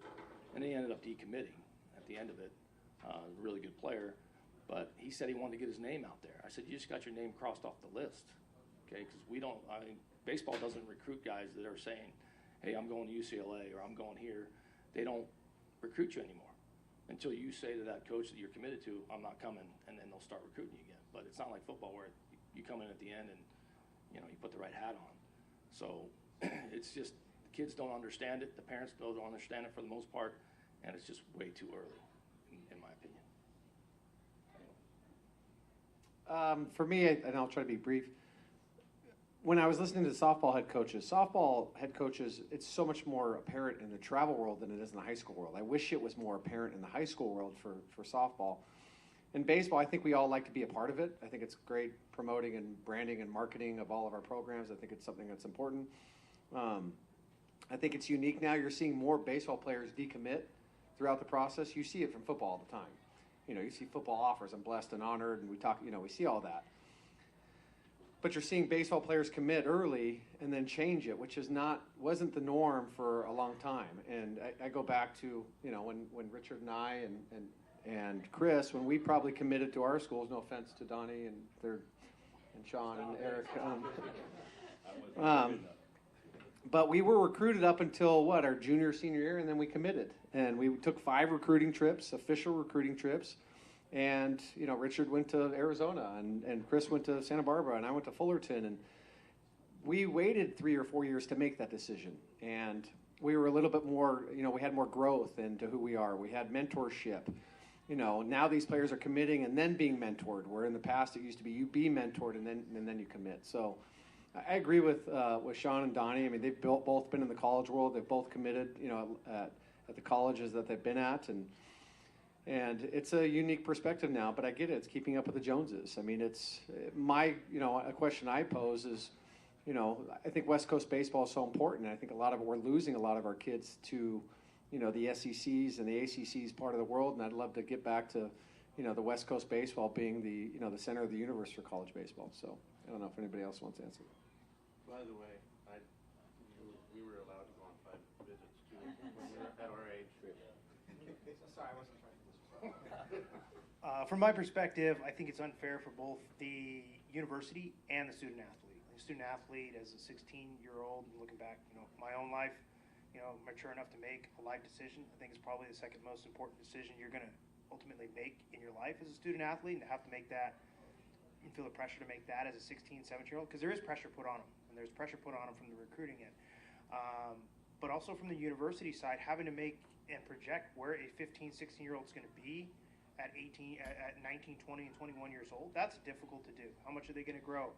How do I get to see them really just grow as a person and be able to succeed not only in the high school environment, but just throughout their high school years? So I think it's unfair on both angles, and the pressure to move things so fast is just, it's going to really, ruin the high school experience at sometimes, potentially for some kids, but also it really, universities will make wrong decisions, and it's not their fault, but they're just the pressure to have to do it and have to do it so early. So I really, my opinion is it's unfair on both angles. You would like to see something change, so that the kids can enjoy their high school experience, because that's what they are. They're kids. They're not 18. They're not ready to make those decisions fully yet. I didn't get 5 recruiting trips myself. I had one opportunity to be able to go play, and that was the end of my senior year, and that was fantastic for me. But I was 18 when I made that decision. I think everybody's kind of in agreement with the same thought process. I think it stresses the kids out a lot. People don't talk about it. These guys are getting recruited as 14 and 15-year-olds. They're trying to figure out where their homeroom class is.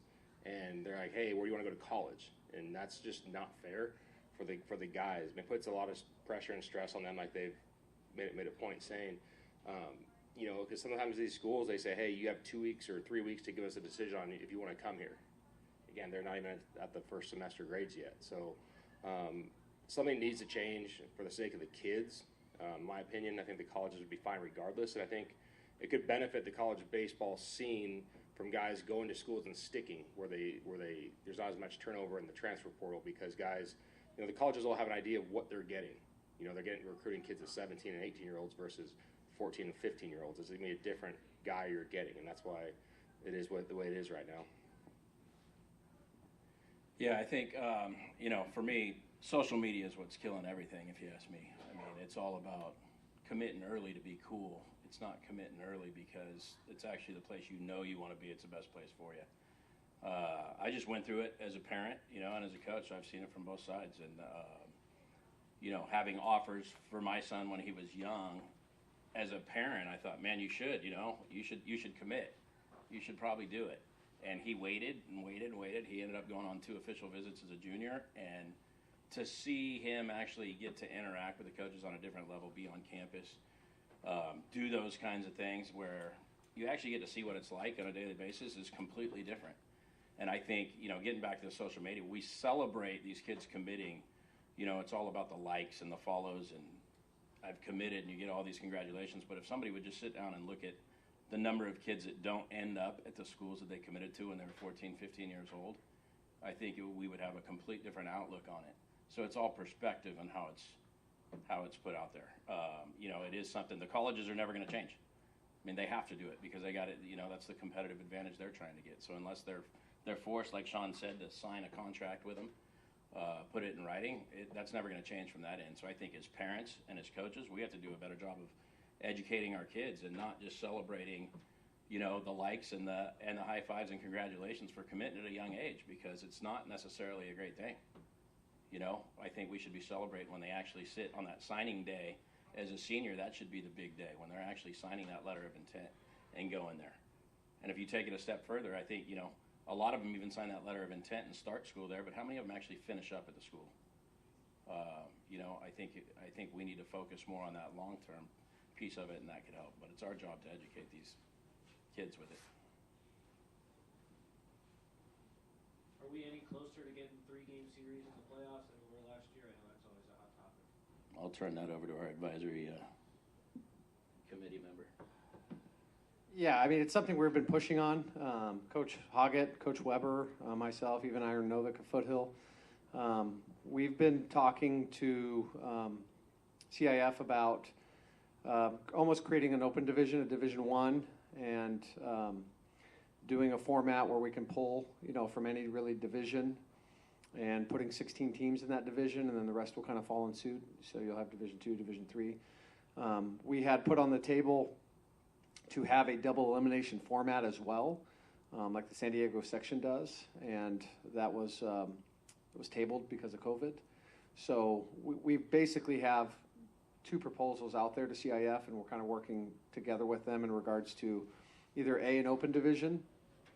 Like last year, for example, Thousand Oaks would be Division 1, because of how, good they were and things of that nature. So again, pulling from the 7 divisions, creating more divisions, we would have 1 less game, which I think all coaches would be okay with at the end of the day, and playing 4 games instead of 5, but having those divisions be separated from an open or going to a double elimination format.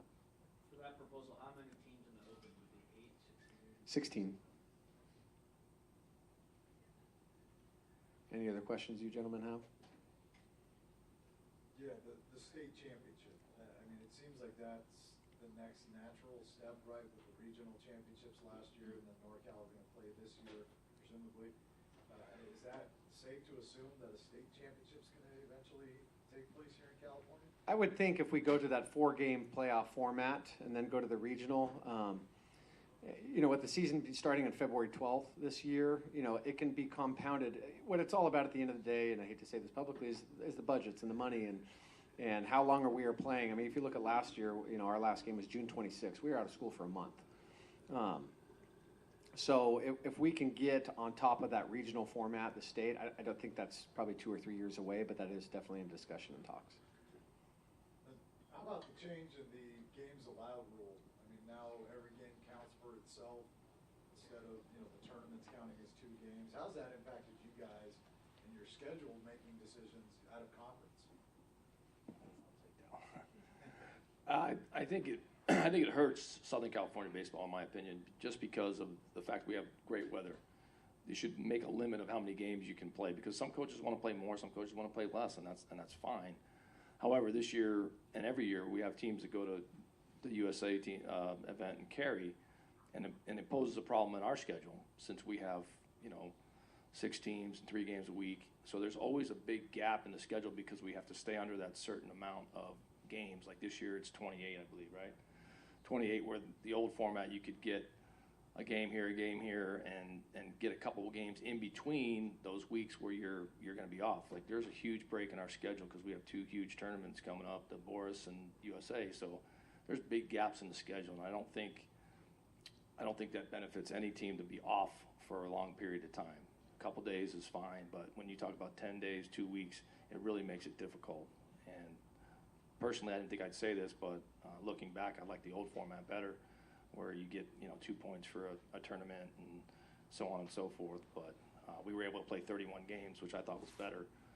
Now we're stuck at 28, and whatever tournament games you get, 4 or 5, those count as 1 for 1, and I think it's going to hurt us in the long run.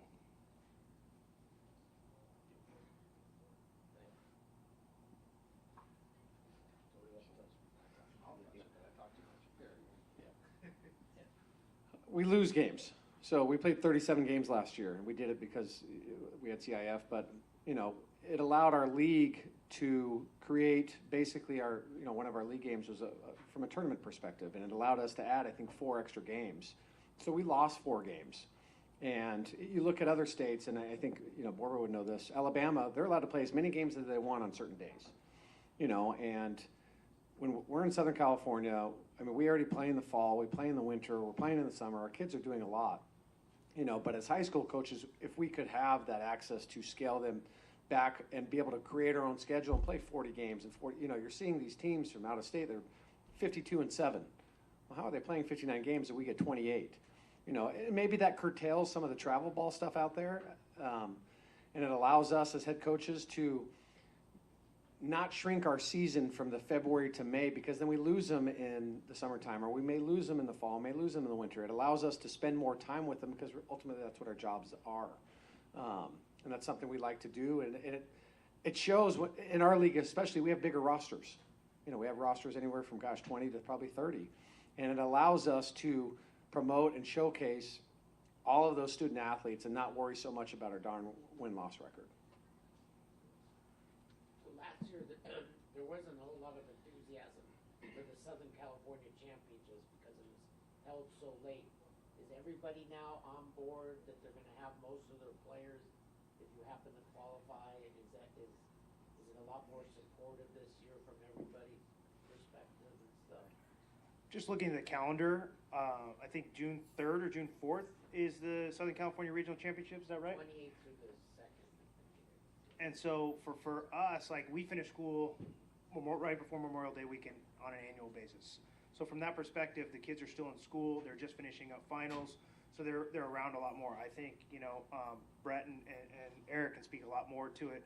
But when they're out of school for a month, there's a lot of stuff kind of filtering into the summer. Kids are ready to be in summer mode once school ends. So having it a lot closer to that, I think, I'm interested to see how players respond to it a lot more this year. I think fundamentally it has a great benefit that there's a regional championship. You see teams from San Diego, you see teams from the Central Coast and a little bit all over the place, just to be able to open it up and expand that horizon.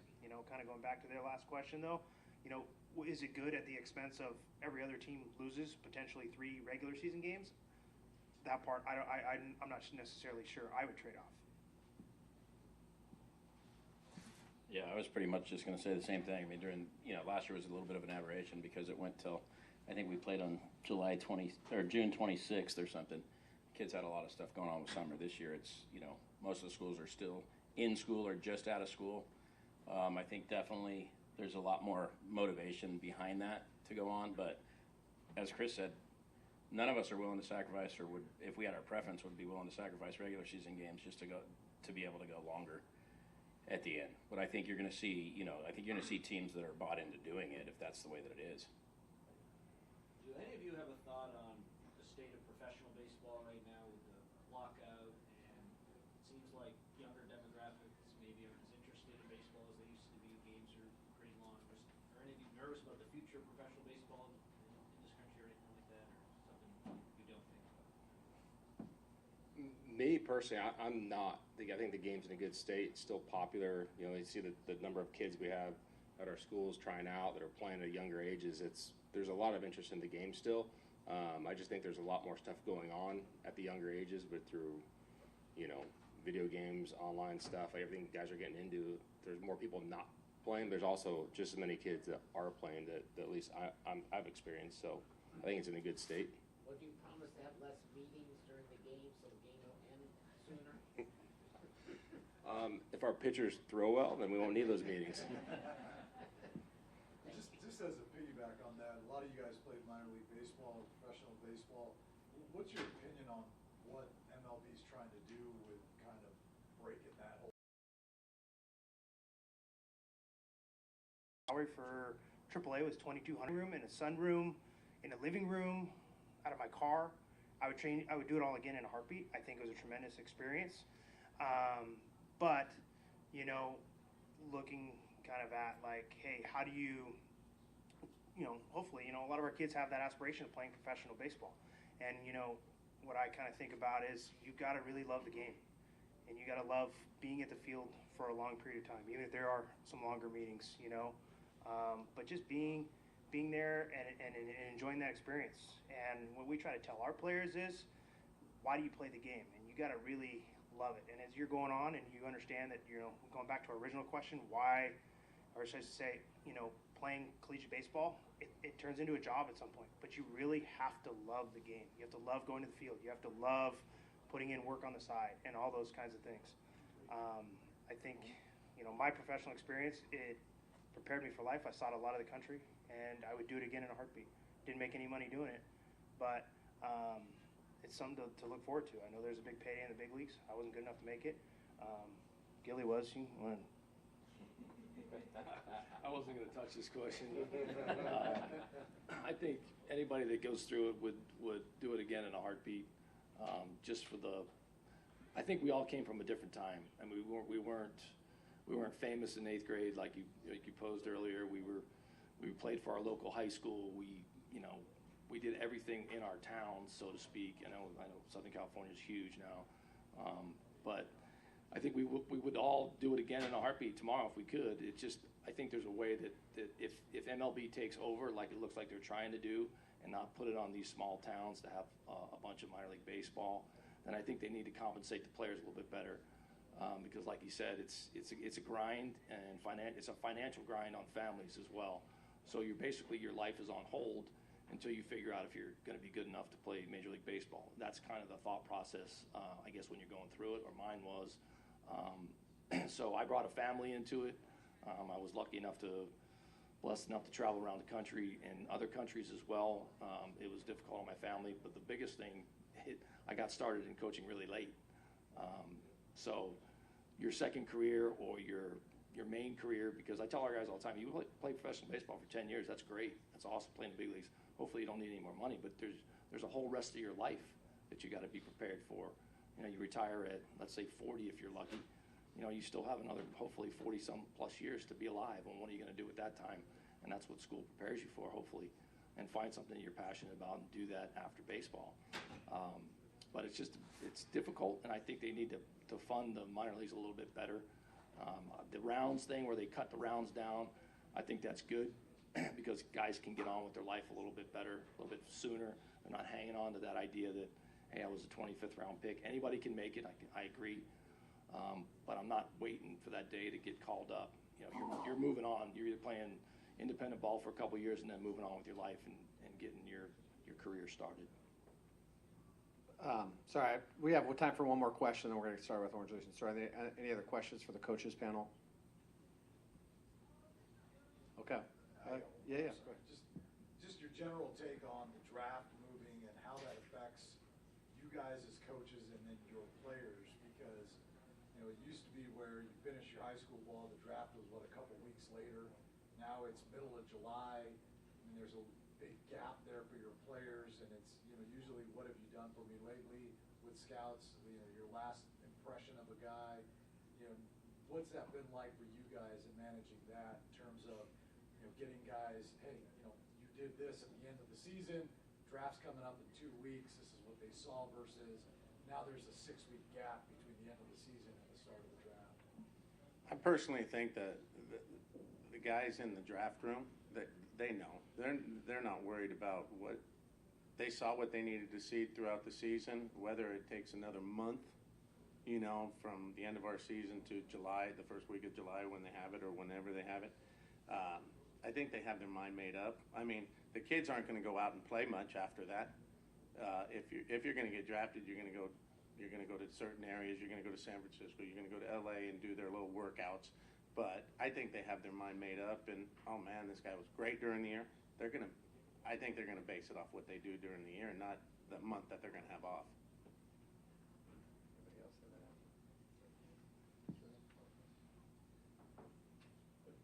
Okay, we're going to move on to Orange Lutheran. Sorry, we're a little bit behind. That's the end of the coaches panel. If I need to take a picture of you guys, so we'll take a quick picture, and we'll have the baseball players take a picture, and then we'll get started with Orange Lutheran.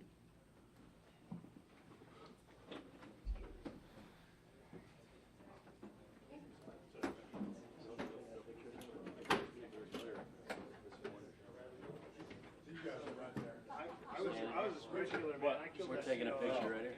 That's where you just take a picture. Brett, do you want a hat? No. The boys are worried about you. You don't have a hat on. All is beautiful, BK.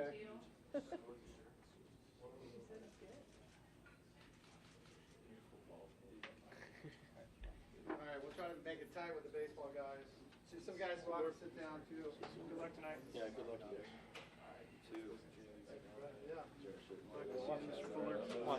Have 4 guys sit down or 3 guys sit down, and then we'll all kind of just cram in together. Wow, Edgy. Oh, we're mixing up. Sorry, guys. Especially this one. Got my phone on the table right there.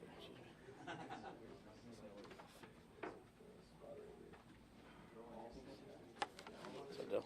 How you doing? Good, buddy. How are you?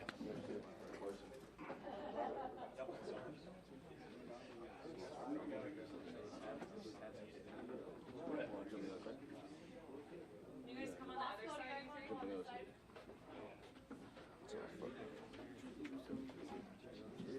Yeah, the speaker's kind of.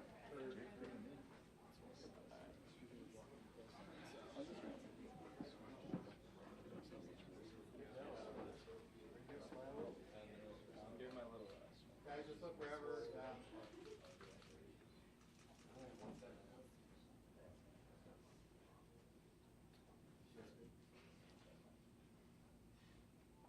good. Okay, good.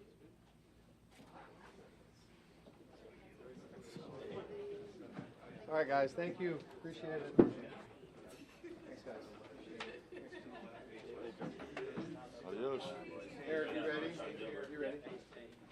Is there a certain order we're supposed to sit in on?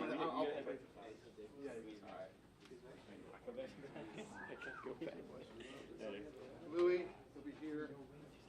Eric, you have yours, right? Yeah.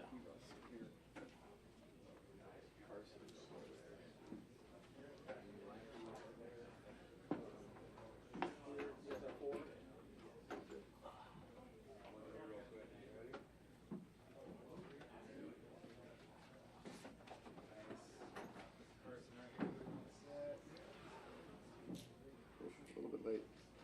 A little bit late. All right, next up we have head baseball coach of Orange Lutheran, Eric Borba. Student athletes Mikey Romero, Carson Bowen, and Luis Rodriguez. Sorry. Number one team in the nation, according to some publications. I'm going to have Coach Borba talk about his team and then introduce. Hey, man, that's a great thing.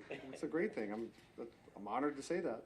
And then I'll have each individual athlete introduce themselves, and then Eric, you'll talk about your team for 2 to 3 minutes, then we'll open it up for questions. Okay. No, you start. Yeah, Eric Borba. It's my 14th year at Orange Lutheran. Just really excited about this group. I've had the pleasure to coach a lot of the guys on this team, including these three guys up here, for a long time through USA Baseball, and you know, it's just it's an exciting group. Really looking forward to get in the playoffs. Really excited about this group. You know, high school baseball, what it really should be, and that's fun and just opportunities to grow together. So I'm just really excited for you guys to hear from these three up here. Can you go through each one to discuss where they're going? Just some background. Yeah, for sure. To my right is Luis Rodriguez, senior right-handed pitcher. He's committed to TCU. To my left is Carson Bowen. He's a 4-year varsity player for us. He's our catcher, and he's committed to TCU as well. And then over to my far left is Mikey Romero, our senior shortstop. He is committed to LSU.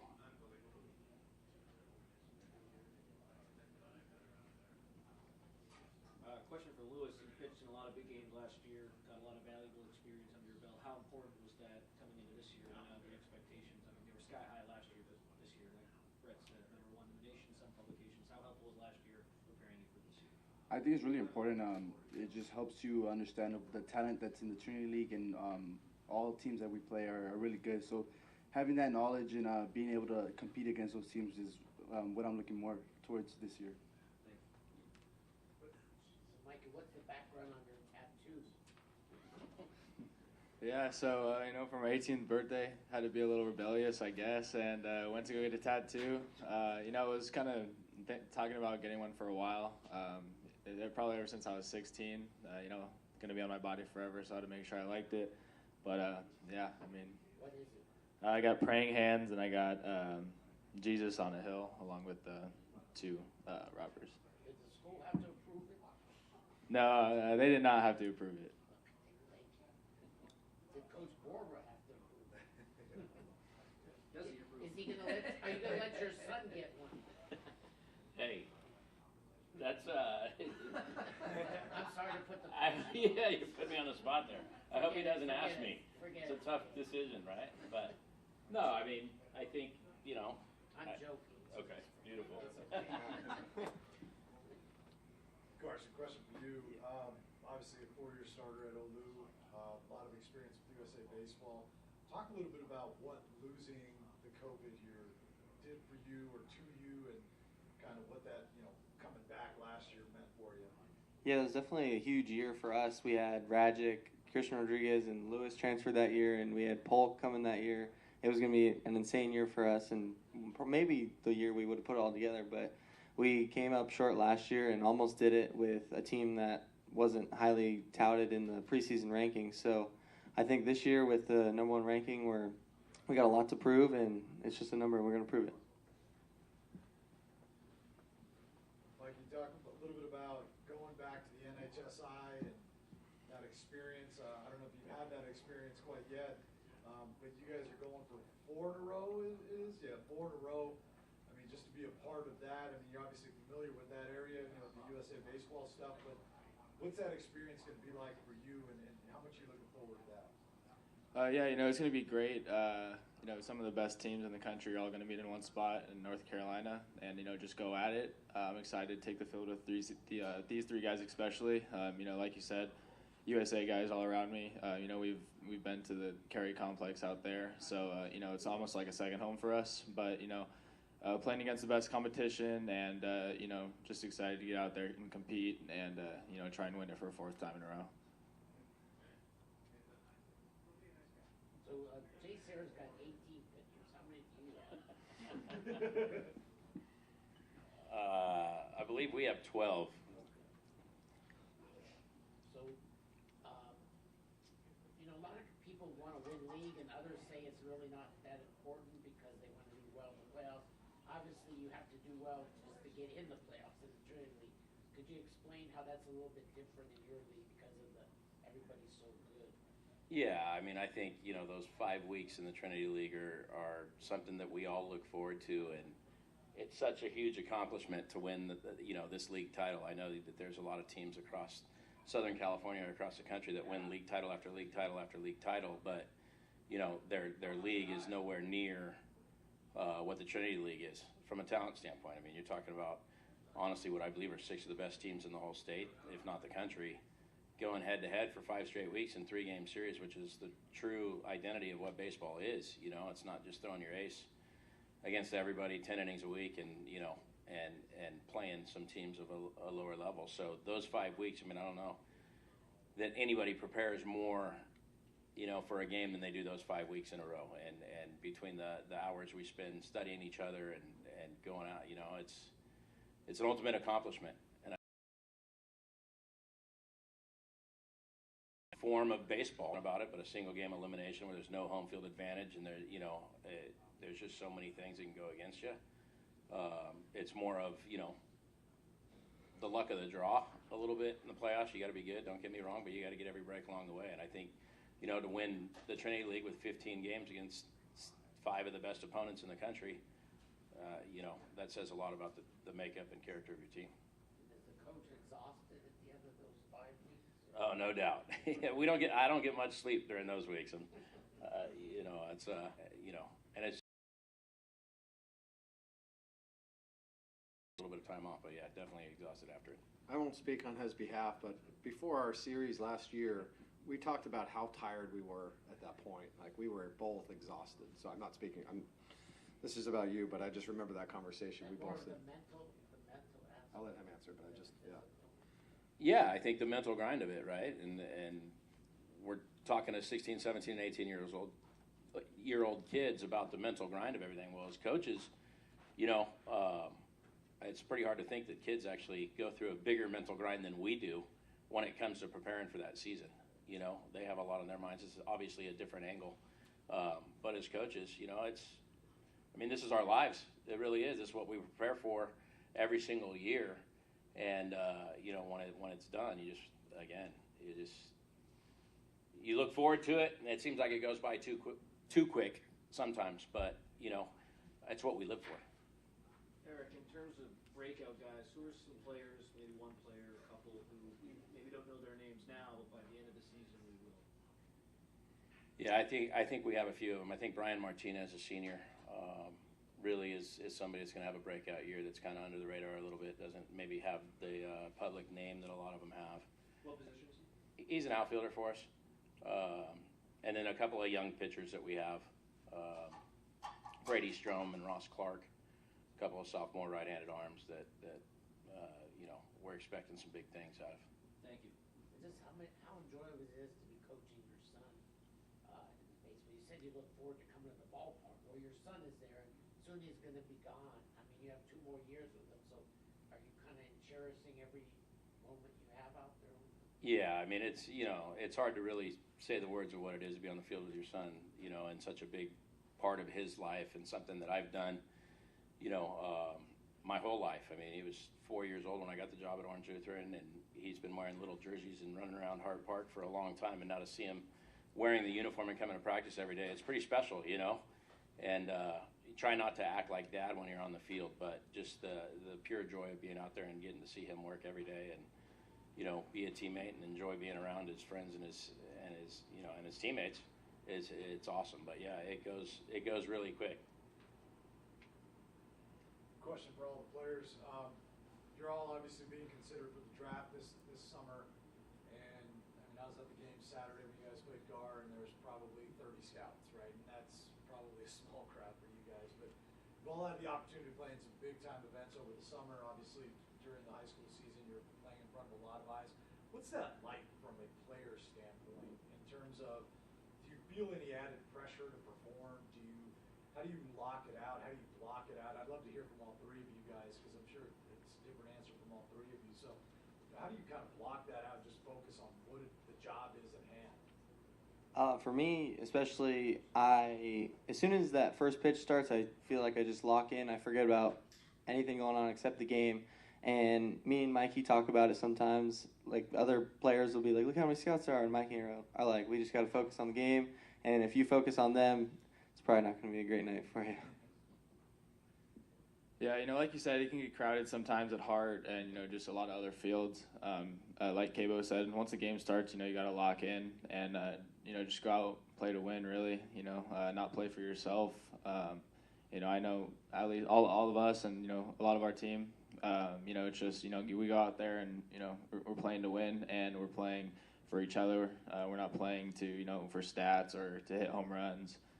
That's what makes us a good squad. Is just I think that we're just playing for each other. So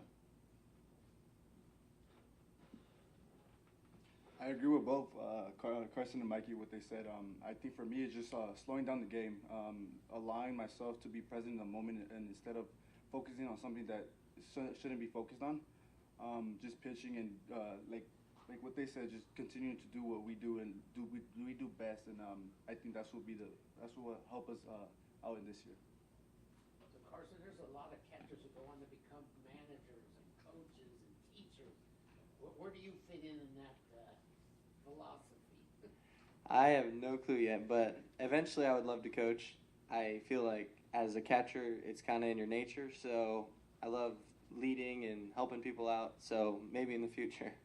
So that's what kind of the catcher position has become. Somebody who might be a future leader, coach, something, right? Yes, definitely. We have lots of ex-catchers around here. Two of us right here. So does the coach trust you out there on the field to call things and everything? I would say so. It's been 4 years, and I've known him for a long time, so. What do you think about that? Why has catcher position become so important in baseball as far as maybe producing the next manager and stuff?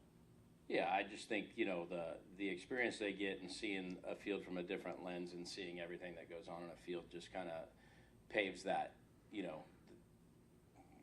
paves that image of what it takes, and you can see the game at a different level. Plus, when you're talking about handling a staff of maybe 18 pitchers, you got your work cut out trying to manage all the different, attitudes and competitive levels, and you have a lot of different skills, leadership skills that you have to learn that kind of pave that way and allow you to learn the valuable skills it takes to be in charge of something. So because all the pitchers have different personalities, you got to figure out some are not so good and some are good. Okay. I won't ask you to critique each one. So okay. Thank you. Is there a consensus funniest guy on your team? Can I ask that? Anyone come to mind? Oliver Santos. Thank you. Lewis, going back to the draft question, as a pitcher, obviously, everybody's in need of pitching, and everybody, really examines pitchers, and maybe a hitter has an off night, but you have to be at your best every single game when pitching. Like, all your stuff's not gonna. Any more questions for Orange Lutheran baseball? Okay, thank you. Thanks.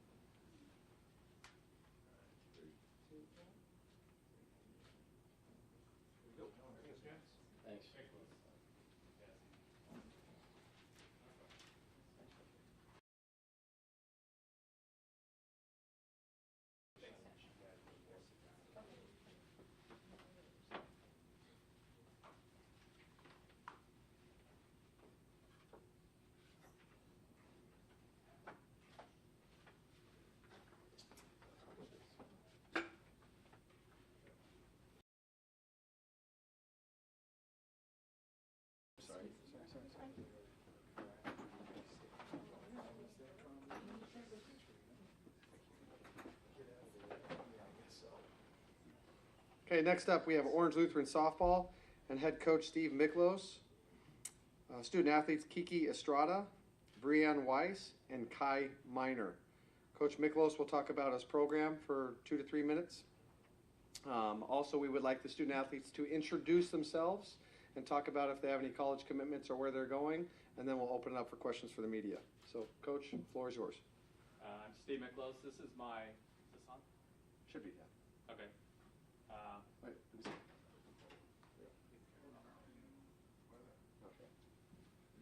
Try that again. Hi, I'm Steve Miklos. I'm the varsity coach at Orange Lutheran.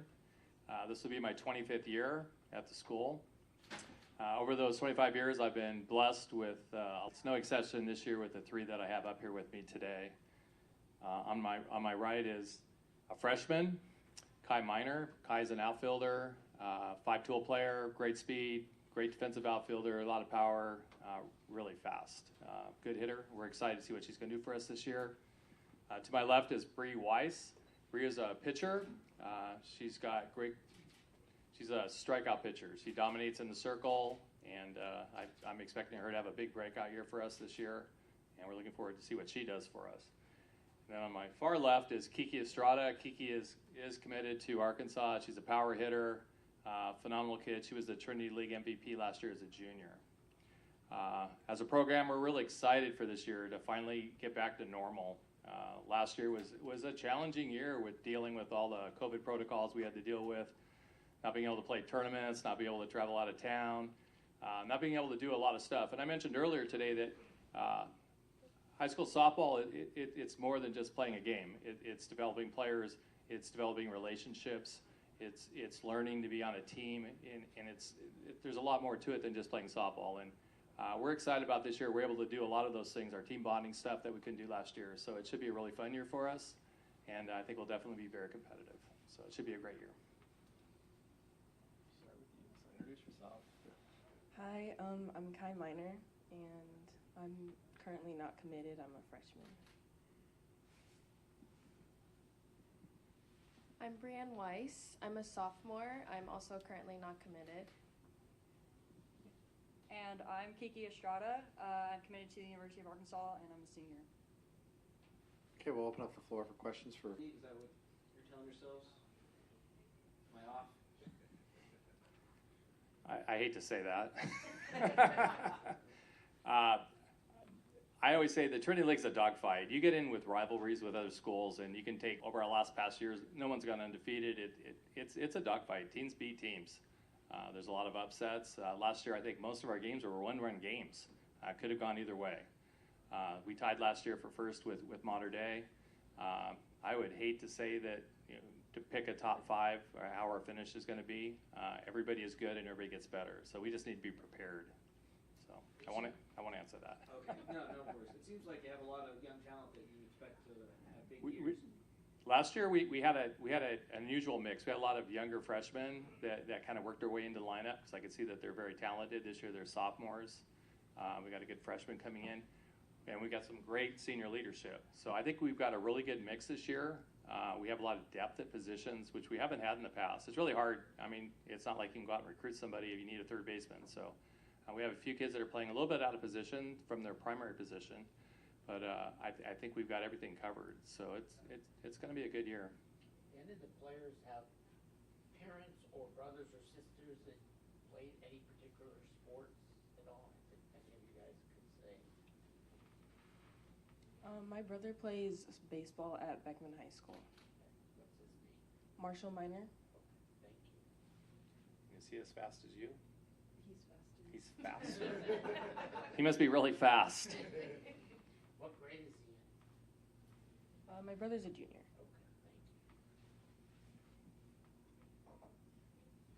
My sister, Isis Weiss, is a Rosary alumni. She did track at Rosary. And then both of my brothers, I have an older brother, Bradley Estrada. He played semi-pro hockey in Canada, and he's currently playing at the University of Arkansas. And then I have a younger brother, Dylan Estrada, who also plays hockey, and we're trying to get him to play football and baseball as well. What grade is he in? My younger brother, he's a 6th grade. Yeah, so he trying to figure out something with him. Sorry, thank you. No, you're okay. Kiki, talk a little bit about losing your sophomore year to COVID and then coming back last year, having the year that you did, player of the year. I mean, what happened during that year off, right, that led you to have such a great year last year? Well, my sophomore year, I was actually at Chino Hills High. So obviously we went online and stuff, and honestly for me, I tried to make the best of it, working out at home, obviously online school, so I was at home all the time, practicing as much as I possibly can to get better and stuff, kind of not have it set me back and have me improve while I was at home and stuff. And then my junior year, in between semesters, I decided to transfer to Orange Lutheran, and honestly, I love it here and stuff, and it was probably one of the best decisions I've made. And they really has helped me improve and stuff. And I think that the COVID year, even though how horrible it was of losing games and losing live pitching, that's probably the biggest loss, was not seeing live pitching for so long and stuff. But we try to make the best of it, try to get as many live at-bats as we could, even like at the cages alone with like teammates I know and stuff. So I just tried my best not to let it set me back, but help me improve. And Brianna, you struck out 12 on Saturday against Esperanza, right? How good did that feel at beating them, and your performance was fantastic? How did you feel after that? Well, I actually was kind of in the moment during the game. I was really focused on just competing. I really didn't care how many strikeouts I had or how many hits I had. You brought a freshman. How good is this freshman? Really good. Like, can you give us ideas, like club ball, is that why? Or She plays on Mike Stith's 18-goal team. she's at what position? She's an outfielder. Okay, you called her She's squad. also a pitcher for us. Yeah. Reluctant pitcher. Okay. 5-tool player. You don't use that for everybody. Nope. The last 5-tool player we had was Sierra Briggs, who could do everything. And I kind of compare Kai to her. So, as far as speed, does that mean she bunts well, slaps, all that stuff? Yeah, what's your time to first base? My home to first time is 2.6. That's good. And then, Mine's probably over 4. I do everything. I slap. I usually go to slapping just to kind of help with my hitting. Like if I'm not hitting, if I'm not on, I just decide to like slap or bunt just to get on base to help my team. How long have you been playing softball? I've been playing it for about like 8 years. You have power too? Yes. I mainly hit, but yeah. Great, thank you. Kiki, it feels like you got some potential league MVP candidates on your team. Do you feel any pressure with that? Pressure? No, I mean it really helps. I mean if anything, it relieves pressure knowing that in this lineup I have Bree in the circle, and then I got Kai to help me out, get on base. I can tell you right now I feel a lot less pressure on me this year than I did last year, knowing that Kai's gonna get on, and then we're gonna move her over, and then instead of having her being at first or no one on with 2 outs with me and feeling like I need to get on, it really relieves the pressure knowing I have such a stacked lineup to help me this time instead of having to feel like it's all on my shoulders. Did you guys do the annual softball versus baseball game? And if you did, how many baseball players did you strike out? We haven't done that yet. We're still trying to figure that out. Okay. I think everyone wants to play that game. It's a fun event. Yeah. And then one last thing, Kiki, is Coach talked about your leadership, and when you have such highly touted underclassmen, how do you take that leadership role when you know they're really, really good players? What do you try to impart on them as a leader? So when I have obviously younger girls who are very good, I would try my best to take them under my wing and stuff and just show them how we do things around here and stuff. And obviously they're really good, so it's not like I'm going to be like, oh, you're a freshman, you can't do this, or freshmen do this, freshmen do that. No, everyone's equal. Everyone has their own job and stuff, and no one gets special treatment around here and stuff. So it's like, say Bree's struggling on the mound or something like that, and she's all in her head, I got to come up to her and be like, Bree, it's okay, just relax, take a deep breath, you're fine. So I think that really helps and stuff like that, just slowing down the game for them, because since they're so young, they haven't been here as long, and so then as they do go on, I'm just trying to help them understand that it's just a game. It's okay if we lose, it's okay if we win, it's all fine. It's one win, one loss doesn't matter, it doesn't define who you are or what you do. Are there any other questions for Orange Lutheran? All right, thank you, head coach. Thank you, student athletes, for being here today. We appreciate your time. We're going to do a picture, and the next step will be modern day baseball and head coach Richard Mercado.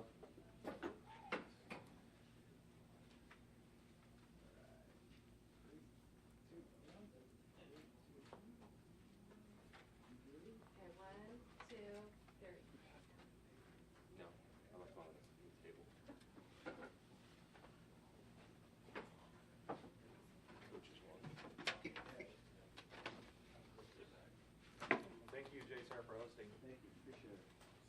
Thank you guys for coming. Thank you.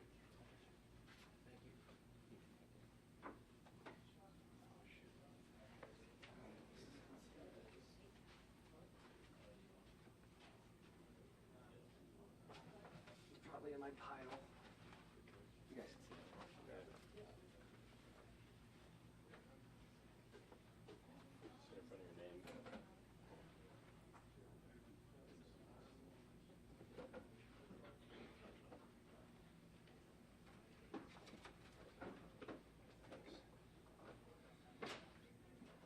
Next up, modern day baseball. Head coach Richard Mercado. Student athletes Cade O'Hara, Ethan Hedges, and Jack Kierer. Coach Mercado will talk about his program for 2 or 3 minutes. Student athletes will introduce themselves, or Coach Mercado, you can introduce them. And then we'll open up the floor to the media to ask questions. So, Coach Mercado, the floor is yours. Thanks, Brett. This will be my 4th year at Modern Day High School.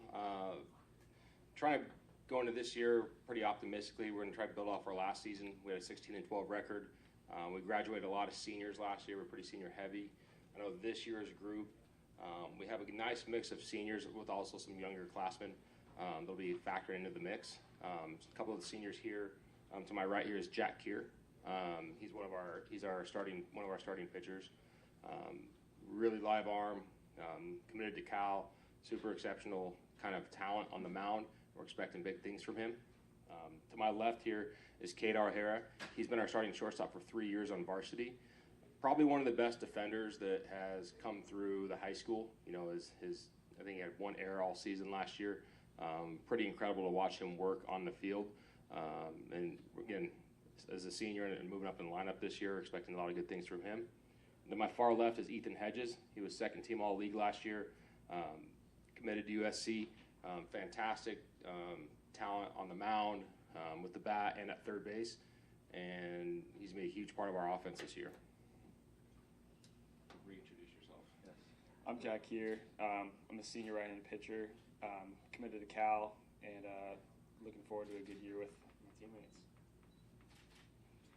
My name's Cade O'Hara, shortstop, Texas Tech commit.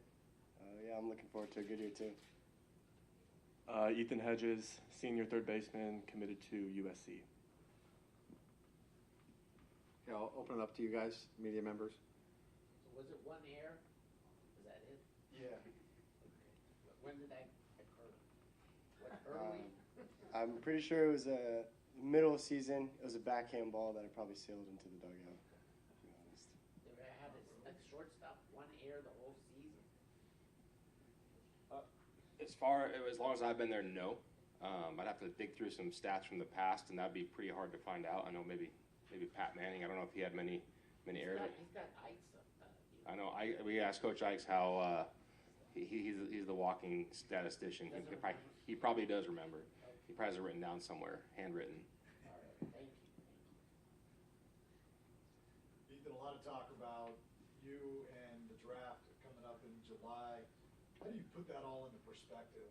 You know, as a young man, I mean, trying to finish out junior year, your high school career. Talk a little bit about, do you feel any added pressure, at games when, there's stands full of scouts and things of that nature? And then how do you just kind of compartmentalize that and go out and do your thing? There's obviously added pressure.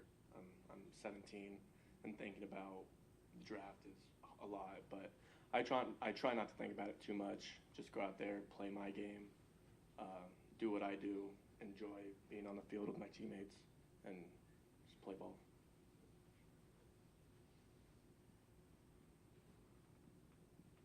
Is there a pitcher you guys are most excited to go up against? Maybe they struck you out last year, you want to get revenge. Who are some of the best pitchers that you're excited to play against this year? I'm excited to face one of my friends, Oliver Santos. I know he was at Mater Dei for a little bit, and now he's at Olu. So I'm excited to match up against him and pretty much any other pitcher in the league. It'll be some fun at-bats this year. They said he was one of the funniest guys on Orange League. Was he funny when he was with you guys? I mean, kind of. Definitely not our funniest, but... When people are going to, We go back and forth and, give each other the hand signals at school and all the time. And, we have fun with it because we'll see each other next year as well. So we kind of just smack talk on the field whenever we can and have fun with it. So what are the hand signals? Oh, I just give them the fight on, but upside down.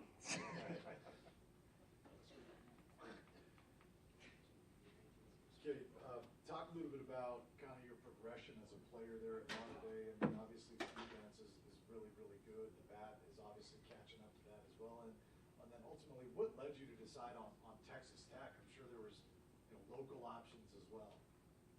Well, I've put in a lot of work for sure. I've grown a lot as a player overall. I've learned a lot about the game and kind of some inside tips I've gotten from Coach Mercado and some other coaches around town. And I've used them all. I've been kind of like a sponge, gathering all the information I can because that can only make me better. But I just really liked the opportunity and the coaching staff at Texas Tech. I mean, they've been together for 10 years. And when I took my official visit there, I mean, it was almost like a brotherhood. It wasn't really a coaching staff, whereas, I mean, everyone was on the same side together. It was really, really cool, and I don't think I would have got that anywhere else, especially around town.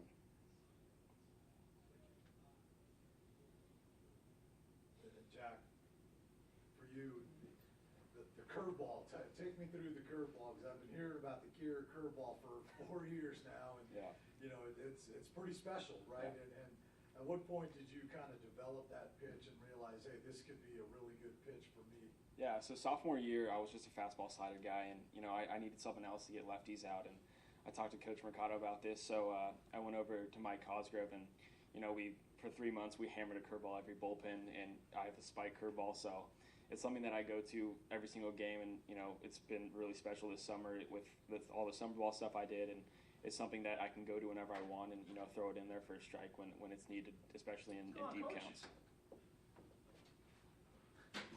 It's been actually pretty neat watching his evolution as a pitcher the last 3 years. And like you said, with his repertoire with his curveball and his slider, because he has both, and they're both pretty good weapons. They both do different things. There's different depth on the pitches, and it's been fun watching how much better he's developed himself into as far as on the pitching side, and how much both those pitches play for different types of hitters.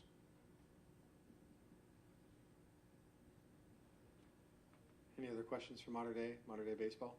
Who's the other two pitchers that might start?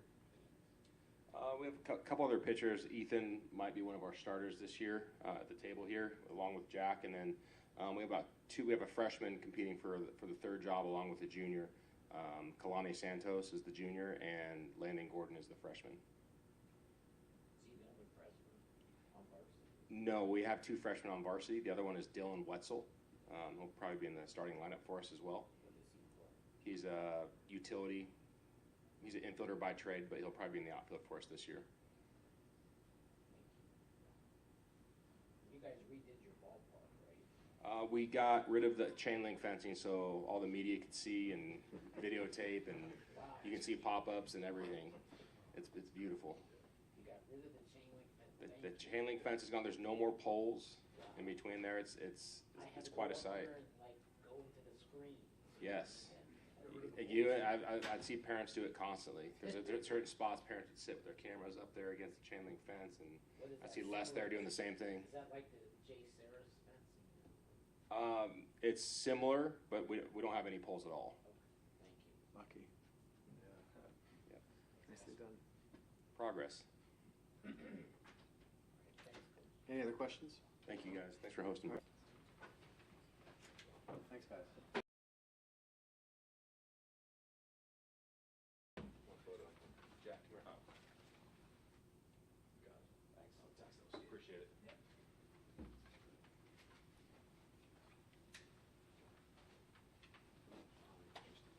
No, go ahead. Justice, where's Justice? Yes, here.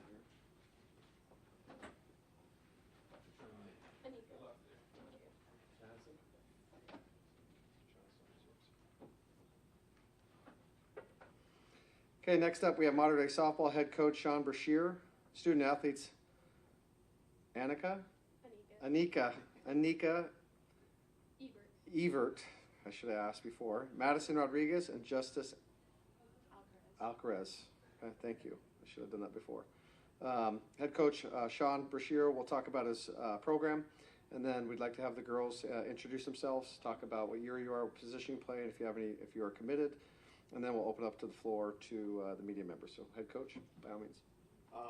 Super excited. You know, obviously anything. Is it on? Is it on? Oh. That helps. Super excited about the upcoming season, and you know, obviously the Trinity League always does an amazing job, even being able to do something like this for the athletes and for all the programs that we have. But for us in particular, we graduated quite a few girls last year, so we have a real young roster, but really athletic. And honestly, the preseason's gone pretty well. We're excited to get on the field tomorrow and kind of see how we stand. And we got the tough Norco tournament in front of us next week, and then we'll go to Bullhead in a couple more weeks after that, which is the toughest tournament typically in the country every year. So, we have a tough schedule. Obviously, all the teams in our league are extremely talented and well coached, and so it's going to be a challenge for us, but we're hoping to continue to get better. Last year we were proud of the fact that we started playing our best softball as we got into league. We were fortunate enough to tie Orange Lutheran to win the title, and then win a couple playoff games and put ourselves in a position competitively to be in a good place in playoffs, which is where we want to be each and every year. So excited about it. Some talented athletes with me. We graduated our pitcher, Morgan McConnell, who was the pitcher of the year in the Trinity League last year. This year, Justice Alcaraz will be our pitcher. She played third base for us last season. Super excited about the opportunity for her. I think she started 4 or 5 games last year for us in non-league games and performed very well. She also swings the bat well, so excited about the opportunity she's going to get this year to be able to step into that lead pitcher role for us. Madison Rodriguez, a senior second baseman, had a tremendous season last year for us. And Anika, I can't even say her last name half the time, so top of our lineup hitters and the season. So we'll be a fun team to watch.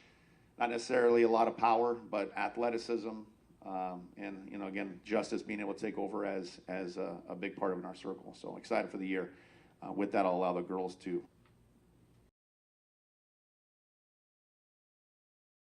Committed to Bowdoin College. I'm Madison Rodriguez. I'm a class of 2022, and I'm not committed, and I play second base. Okay, we'll open it up to you guys. Yeah, for the players, a couple of you are uncommitted. Do you feel the pressure when you're playing in these bigger tournaments and your travel ball and you have teammates who are committed? Do you guys feel like the added pressure, like, hey, I've got to go out and perform, I've got to get committed, I've got to go to college to play softball? Honestly, no, I don't feel that much pressure because I feel like I can just either get accepted to school and then walk on. And in travel ball, it's kind of tough too, seeing everyone else is committed, but I feel fine. I don't have any pressure. I don't necessarily feel the pressure. I mean, I kind of just like to take it game by game, and I know God has me on the way. They'll both find something. They're both very talented, so I'm excited about the opportunities they both have. Justice, what are you most looking forward to becoming the ace pitcher, for lack of a better term, to moving over from third base to take over that pitching role in the circle? Yeah, that's probably a big role I have to fill compared to last year. Same thing. I kind of just want to take it game by game and hopefully win a Trinity League title. How many stolen bases did she have last year? I was never good at math, so the idea of giving the exactness of the answer, I honestly don't know, so I don't want to. I have no idea. How many times were you thrown out? Maybe like once. Maybe once. So I've done this for a little bit, definitely even on the travel side, and we've had a lot of extremely athletic kids. I can tell you, Anika's one of the faster athletes that's in the country. So we're talking about steals, it's first to second, is that? And second to third, which is kind of our fun thing to do. Right, you can't leave the bag until the ball crosses the plate. Out of the hand of the pitcher. But if you're at that time, you're late, so you just don't get called for it. Anika, talk about the recruiting process for you and what ultimately led you to Bowdoin College. Bowdoin College. But yeah, I mean, having my coaches, they were so supportive and they like helped me put myself out there for colleges to see me. And one of the reasons why I chose Bowdoin is because it's a high academic school and that's the path that I wanted to go on. And I was also really influenced by like my older cousins because they were also student athletes in college as well. So yeah, I wanted to follow in their footsteps. All three of these young ladies are great students as well. It seems like the league is pretty close. You guys tied for first a year ago. How tough is it to defend that title this year, and how excited are you to defend that title for any of the players? Yeah, I'm really excited for this season because I know that all the teams in the Trinity League are very competitive, and I know every game is going to be really exciting to watch, especially because every team is so good and they have their own talents to show. And like last year, I know we won or lost games by only 1 or at most 2 runs, so I know every game is going to be close. Yeah, it's going to be a very interesting season because the teams are competitive, and I feel like we're going to have a good time. Yeah, I'm really excited for the season. I feel like it's going to be close because a lot of the teams are pretty young, but I'm excited for the season. Coach, how many freshmen or sophomores on your roster, first-time varsity players? Quite a bit. We only have, again, 4 seniors. I think we have 2 juniors, and then the balance is freshman and sophomore. We'll be starting a freshman at shortstop, a freshman at first, a freshman will be batting third, a freshman will be batting fourth. I think freshman in right field. I think realistically, these are the only 3 upperclassmen that'll be on the starting field out of 9, and even so. Thing is, I think they're talented. You know, the bad thing is three freshmen out of that'll be starting within that first 9 when we take the field tomorrow. So for any of you players, the leadership role, right? You're kind of thrust into that as an upperclassman. What sort of things do you guys do to bring those young, freshmen and sophomores who maybe don't have a lot of varsity experience along and kind of indoctrinate them, if you will, into how things are done at Mater Dei? It's more of the energy surrounding them with like telling them like, hey, like pick it up, we can do this, and little stuff like that. I mean, for me, this would be like the first year I take a bigger role, and I think that's where I really need to step up because I'm only a junior too. For me, like I know that I'm definitely one of the oldest on the team, and I'm a senior, and there are a lot of talented young players that will be playing with me. So I know that I have a huge role to fill, and I have to kind of show them how we do it here in like high school ball and just the level of play.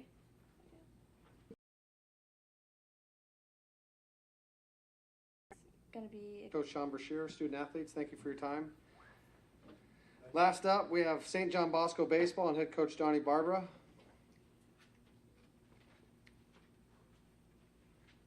Donnie, do you have your thing? I never took it, I left it up. Okay, so I have it. Dylan, best hair in America.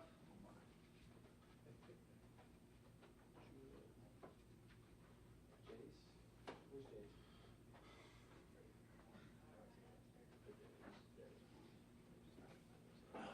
Donnie, let me go get yours. Dylan hit a bomb the other day, elbow? Yes, sir.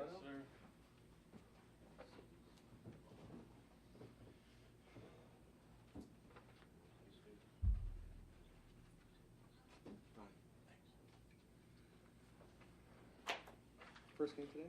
Huh? First game today? Third. Third. Sorry. My bad. Okay, next up we have head coach Donnie Barbara and St. John Bosco baseball. Student athletes with them here today: Julian Orozco, Jace Paderes, I asked him to, and Dylan Lena. Head coach Barbara is going to talk about his program for 2 or 3 minutes. Student athletes can introduce themselves, or you can do it, Donnie, and then we'll open up the floor for the questions for the last team of the day. So, Coach Barbara, the floor is yours. Okay, looking forward to this year. So far it started off. See if the mic's on. Everybody keeps turning it off. I didn't turn it off. No, Sean. Sean.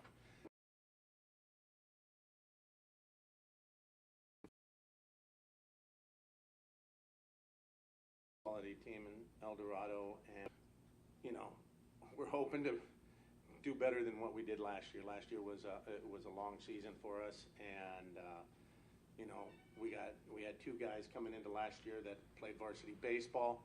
This year we got like 22 guys that have a year of varsity baseball and a year of being in the Trinity League under their belt, which I think the experience will help us a lot throughout the season. We made some changes this year within our program. We made some changes doing some different things that I think will help us in the right direction. Listen to Sean, he's freshman every place. Well, I got a senior pitching staff with 1 junior. I got a senior catcher, senior first baseman, senior second baseman, senior shortstop, senior third baseman, senior left fielder, senior center fielder, and a senior right fielder or junior right fielder. So we're pretty much senior oriented, and those guys that have been out there with their 1 year under their belt, they're different players than what we had last year. I think this team has produced a little a good senior staff, along with Dylan Bruce, who threw an outstanding game the other day, and a bunch of guys in the bullpen that we can count on. Offensively, we've been very dynamic, running, stealing, hitting for power, and we've been doing a good job. So we're looking for some good things, and just excited to get this thing rolling again. That's enough about the team. I'll let these guys introduce themselves. So I'll hand the mic over to them. I'm Dylan Lena. I'm committed to San Jose State. I'm a senior shortstop. Julian Roscoe, not committed, senior pitcher and third baseman. Jace Paderes, I'm a senior, currently uncommitted. I'm a pitcher and first baseman. So, Dylan, what's your background? I just looked up a picture of you. You look a little different now. You're like bigger. What's your height and weight now? Right now I'm like 6 foot, I think 215. Right. So you've gotten a lot bigger. Yes, sir. Yeah. How has that helped you in baseball? I've gotten the weight room a lot more. I feel like it's helped me a lot in my hitting. I feel like I've gained a lot of exit velo. My arm strength has got a lot stronger, and even my speed has gotten better. So I feel like it's helped me tremendously. Well, how's he changed himself as a player? He is a more confident player. He believes in himself more. He's definitely right. The ball comes off his bat a little bit different than it did before. His first step's better. His arm's better. That was a big thing, I think, for a lot of our guys. With COVID last year, getting in the weight room was kind of tough, and we started as soon as we can to get in the weight room. This gentleman next to me, he's in the weight room at 5 o'clock in the morning every single day, doing his deal and getting stronger, and his velocity's gone up, and he's a lot stronger. The ball comes off his bat, along with Jace too, who's in the weight room with us every day. And just for our whole team, I don't think we're as scrawny as we were last year, because we weren't very big. And this year I think we're more of a physical team, and I think that's why we're driving the ball a lot better. Is this your second year of Bosco? Yes, my second year. You mentioned doing some things differently in the off season. Can you expand on that? Well, last year we were playing Mater Day, and they were doing their senior day, and one of the kids said, "Hey, what's one of your most memorable moments from Mater Day?" And the kid wrote down doing Navy SEALs training. Well, I know a guy from Coast Tactical, and I called him, and we brought in him and his crew, and I brought the kids to school on a Saturday about 4 o'clock in the afternoon, and by 5 o'clock they were in push-up position. After we did a mass and everything, by 5 o'clock they're in push-up position, doing push-up, sit-ups, just doing everything Navy SEALs. They slept in the gym, got them up at 4 in the morning, took them down to the beach, and they were in the water by 5 a.m. Going through teamwork, team building, accountability, mental toughness, and to me, I think that changed our whole team. Just the camaraderie. I know some of you guys, Eric and Les, you guys probably remember our 2017 team. This team reminds me a lot about them in the sense of the camaraderie, the closeness, and the way they're going about their business. So that's a good thing. These are all things that we didn't have last year. These are all the things that we needed to implement in our program back into it this year. And these guys have done it themselves. It isn't me, it's these guys. This is all about them. How cold was the water, guys, at 5 a.m.? It was pretty cold.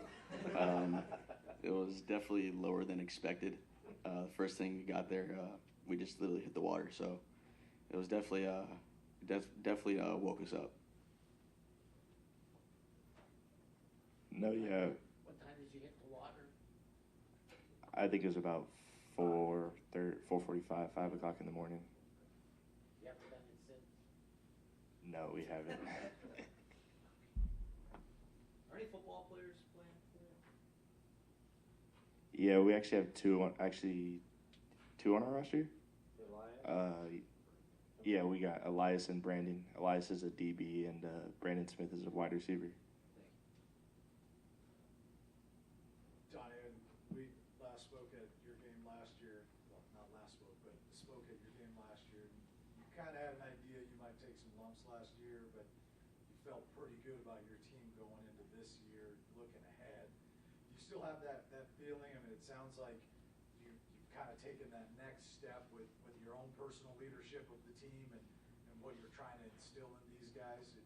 And so do you, with that, does a level of expectation rise for you? You know, I like this team, and I knew what we were going to do. I knew last year was going to be a struggle, just because I know this league. The Trinity League and who we play on a consistent basis is a grind every day. I don't care. I mean, playing Cypress or playing Orange Lou or playing the best D1 teams out there, it's a grind. So I knew it was going to be tough last year because we had a lot of guys that, you know, they're like bright-eyed. It's like, oh my God, this is who we're playing. It's different. I mean, we had Julian and Tagiam are the only two guys that actually have done it. The year before, it would have been great because I had all the sophomores that came up, and we got 5 games in. So if they would have been able to go through the grind of the everyday Trinity League and the D1, we would have been a lot better team. But they didn't get to experience that. So it was all new to them, and if it's new, it's going to be tough. So this year coming in, I thought we were going to be pretty good. We had a chance to be pretty good. And what I think now, I'm going to keep to myself because we like to go stealth and below ground. We don't need to let it out, but we've been doing pretty good on it right now. I think the key was hiring Burrow Lee, right, as your bench coach? Burrow as our second base coach, yeah, he's our, as we call him, our second base coach. Yes, that's our key. He claims it, so just so you know. Who's your number 1 starter? Is it someone here? Julian and Roscoe right now, and we expect them to be all year.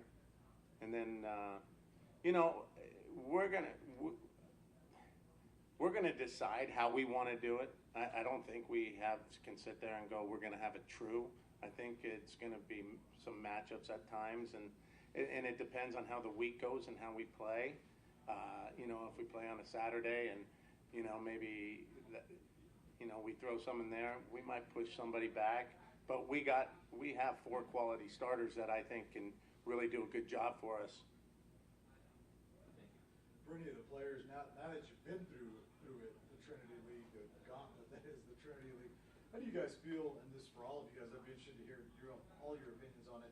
How do you feel the Trinity League prepares you for baseball in the summer, and then, when you play some other different opportunities? I know you play in a bunch of different things. How do you feel like the Trinity League has prepared you for that? I feel like the Trinity League has prepared us really well because every day, we're playing against D1 competition, potentially draft picks. So I feel like us playing against them, on every week, as I say, I feel like it's really good. We get to see 90 plus miles per hour at the plate. We get to see better exit velo on the field, defensive wise. So I feel like it's preparing us in a good way, and it's leading us in the right direction. It's definitely the experience. The Trinity League is one of the hardest leagues in the country, and it's just the experience, like I said. Being able to face that competition and those D1 guys is really pushing us to be better for ourselves and as a team. And so we even go through that same sequence colleges do, the 3-game series, so it's just getting us ready. I definitely think that the Trinity League is definitely one of the toughest leagues in the nation, and us being able to face that type of competition day in and day out, you got to show up with your best stuff. And I definitely think it prepares us well to go play in the summer, facing Division I guys, MLB draft prospect guys. You got to show up every day with your best stuff and compete with what you have.